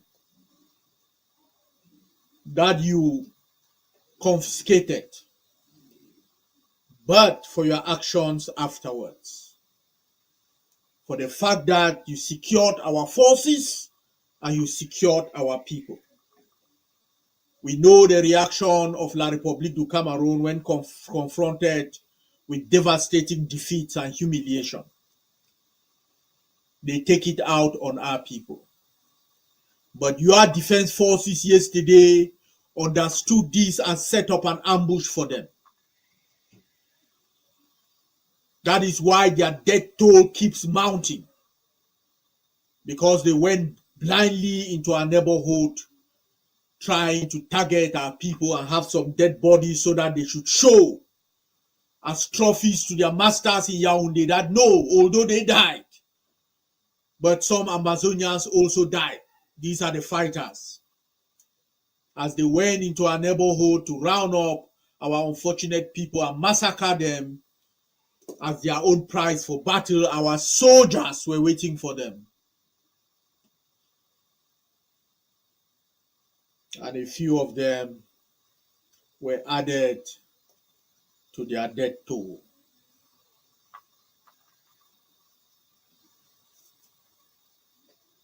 For these actions, the fact that the commander for Allah Bukam is taken out, one of the originals of the struggle, and the intensity of the battle continues. For this, the cafe of that brigade, a day up.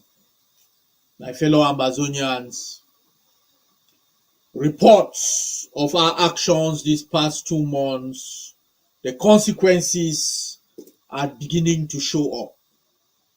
I received report yesterday that forces of La République du Cameroun are now standing on the streets and begging for food to eat. Food. Begging our people for food to eat. This is as a consequence of our actions against their Kale Kale. where they would round up a neighborhood, surround a neighborhood, and extort from our people monies that they don't even have, and food, and their cattle and their chicken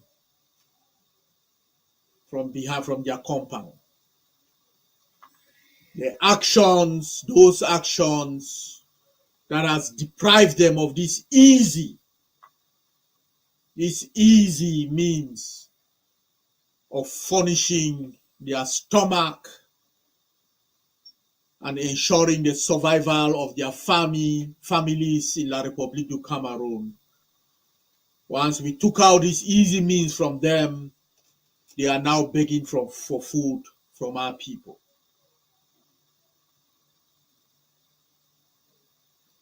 So if any of you are listening to me, soldiers of La République du Cameroon, why will you fight and die for this nonsense?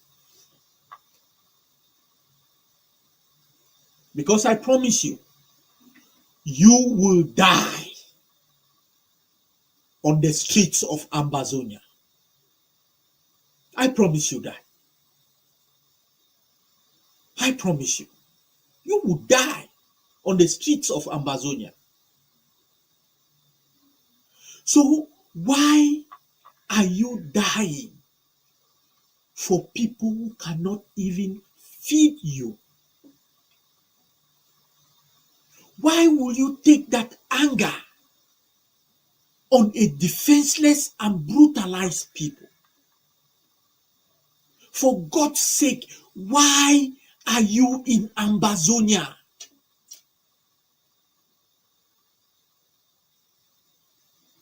That man, that zombie who have sucked your land dry,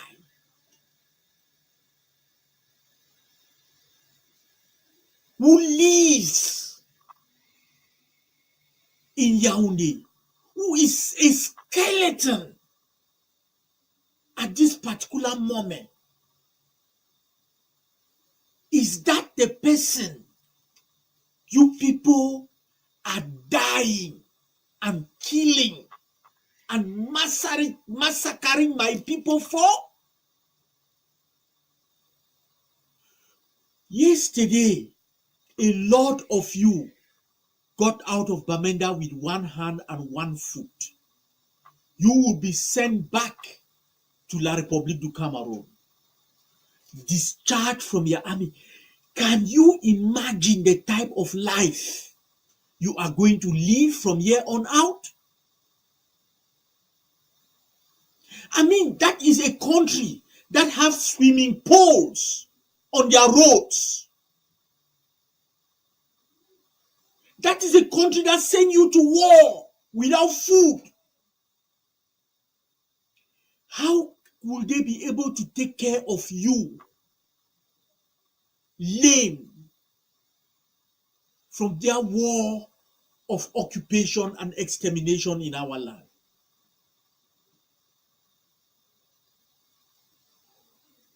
Look to your brothers in Syria. You think that the thousands of Russian troops and their airplanes that they sent to bomb, you think that they could not have stood and fought?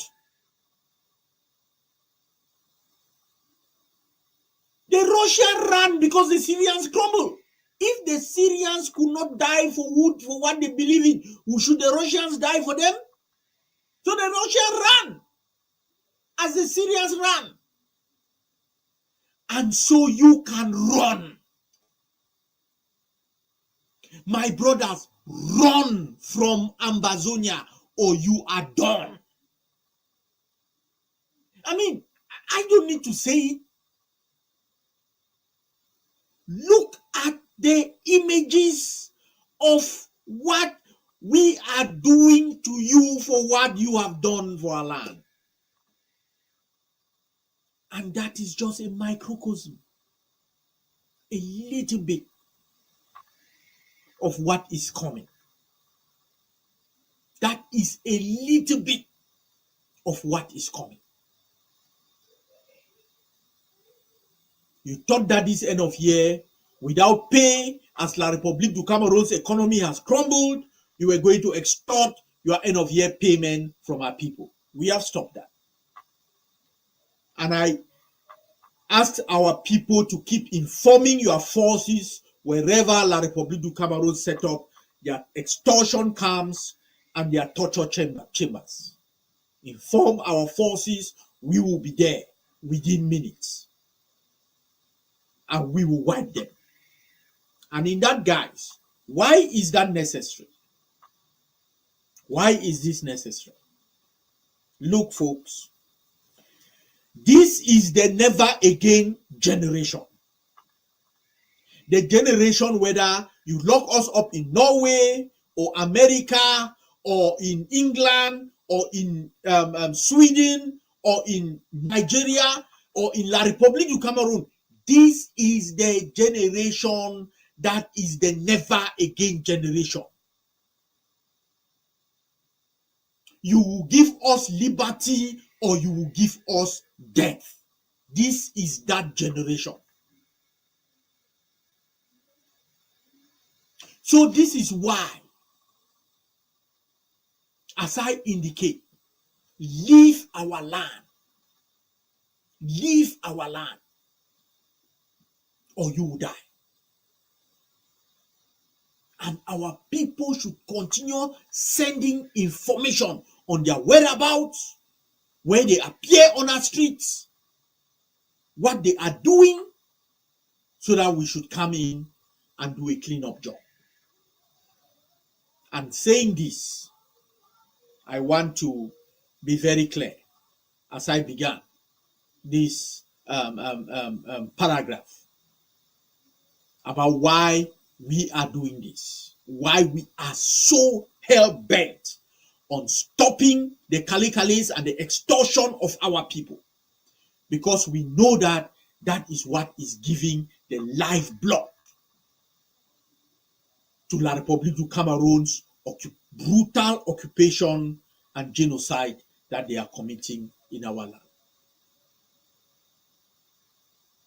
They are not going to exploit our people to fund the extermination of our people. They are not going to do that. And that is why what is going in Mancom, what is going on in Mancom should stop with immediate effect. Information that our forces have received and is very, very clear is a non-starter. Is that the fund of Mancom have gathered the quarterheads and some of his henchmen, notables, and inform them that they will start collecting a fee from every individual in Mancom and giving them Mekuda or what membership card. Ambazonians, we are at war. These are individuals that fund the war for La République du Cameroon. He is not collecting this money, this extortion money, to put it in the most critical aspects in Ambazonia right now. And that most critical aspect is the defense of the Ambazonian people and the Ambazonian land. Nothing, no collection of money for any purpose can be done in Ambazonia whose purpose is not to channel that money right now in stopping the genocide in our land and liberating our land from foreign occupation and domination. None. And therefore, nobody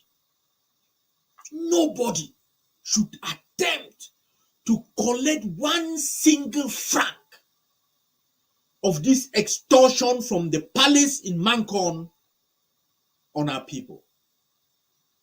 If one quarterhead dares and is found guilty, let me assure you, the people that you have already collected this extortion money will be made whole. And how will they be made whole? It will come from your private properties for refunds to be done to them. And the rest will be put in to the defense of that neighborhood, because we know that you will go and cry and La République du Cameroon will send forces in that neighborhood to massacre the people. I will say this only once. That is why we have put Brasseries du Cameroon on the contraband list, because you are not going to come and sell contraband in our land and use that money to fund a war of extermination in our land. This is the never again generation. This fund and all the other funds and all those who feel that at this time of war, at this existential moment in the history of our land, is a time for them to impose taxes on our people to aid La République du Cameroon, understand that this is the never again generation. This is not the generation that will allow La République du Cameroon to come and raid our marketing board, take the savings, the life savings of our people and our land, take it over to La République du Cameroon and loot it. Over 100 billion. You cannot imagine over a trillion now in today's money. These were monies meant for our roads, our hospitals, our schools. And what did the fools who were our leaders did then? They came into our neighborhoods and imposed on our brutalized people, our extorted people, Parents Teachers Association fees to go and fund the schools after La République has raided the savings that should have funded those schools. Kept our land further in poverty. It will not happen. This is the never again generation. This is not the generation where La République du Cameroon will build a dam to power their land in Loom and flood the Ndop area. Flood our people out of their homes. Killed thousands of them. Created diseases in our land that had not been seen. Waterborne diseases. Turned lands into islands. And people stranded on pieces of land because their land had been flooded. Building a dam in Loom. And our own funds will go into the villages putting collection baskets.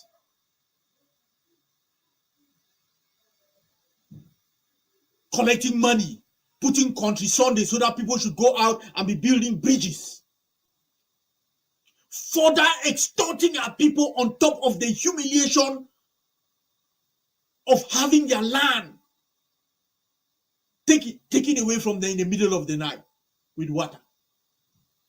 This is the generation that will not allow that secondary and tertiary extortion after La République has primarily extorted our people.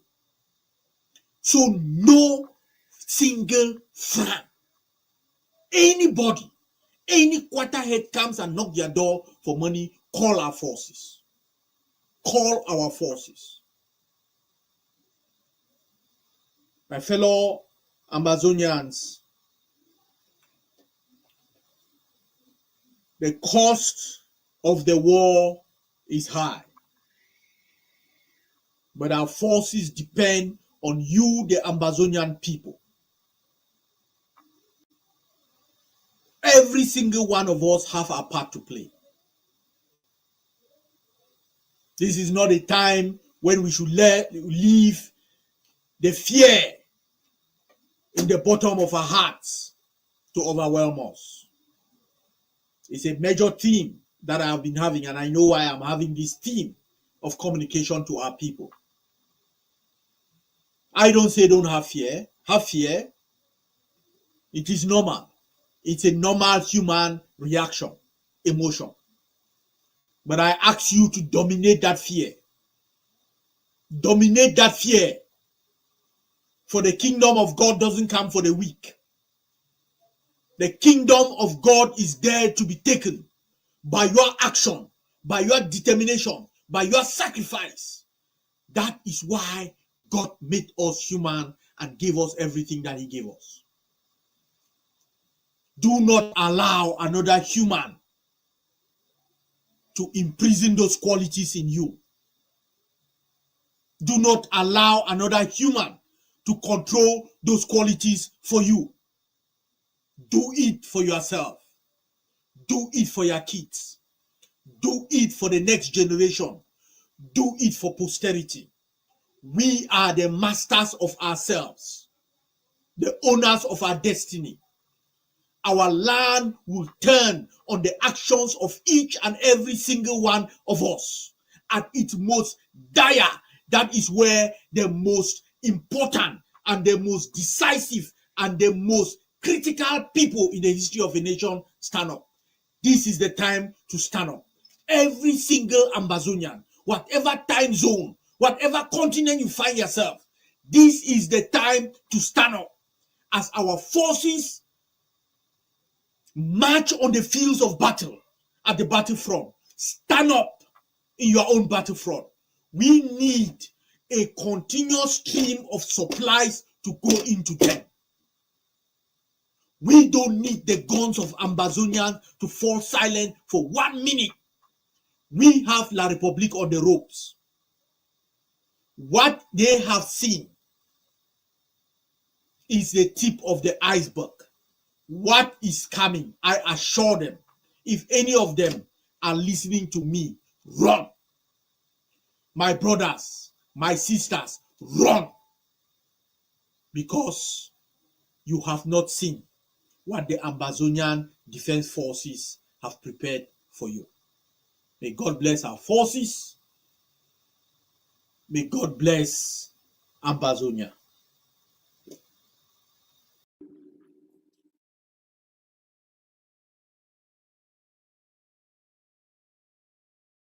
Fellow Ambazonians, good morning, good afternoon, good evening across the globe. I come here today to wish you guys all a happy new year. And I want us to face the new year with all optimism. 2025 is a year of change. I call it the year where the rubber meets the road.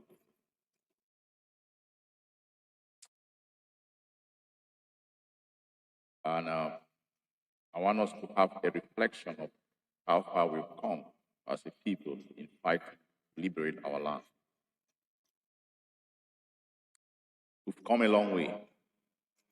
We've proven in any way, every way, shape, or form that we bought a one-way ticket. It will never be business as usual.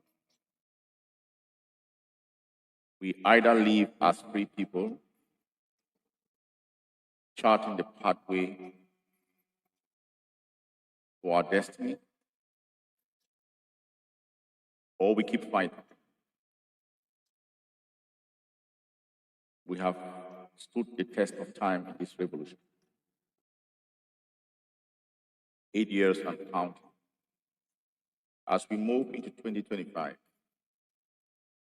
let's remember that our brothers and sisters have died, paying the price to free our homeland. We should also remember that our brothers and sisters are languishing in La République du Cameroon, a colonizer in their dungeons. We should also remember that our people have been displaced. This is our current reality.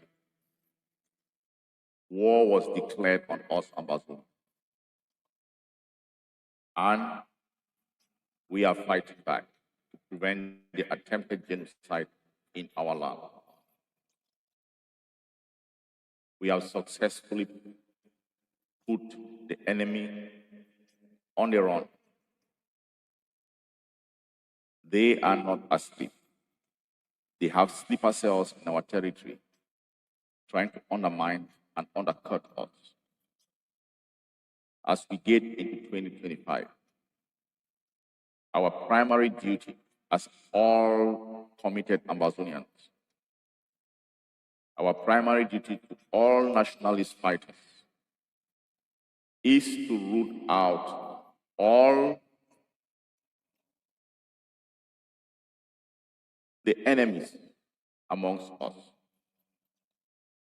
Our primary duty is to pull out all the enemy, the non-combatant enemy amongst us, and ensure that we treat them how they treat us in our land. We have to stay focused.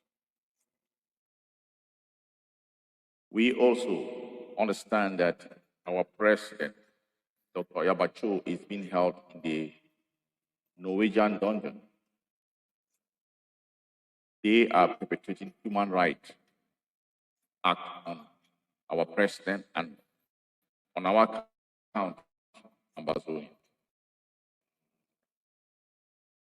We are going to confront our enemies, both in the diaspora and also on ground zero, heads on.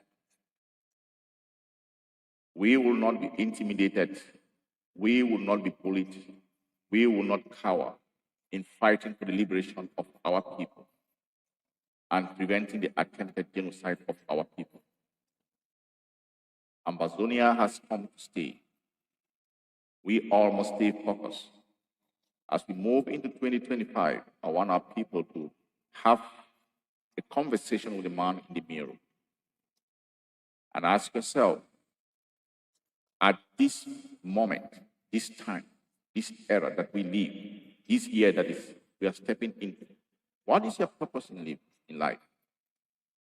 As an Ambazonian, we all have one duty, a duty to free our homeland, a duty to free our motherland, Ambazonia. Real compatibility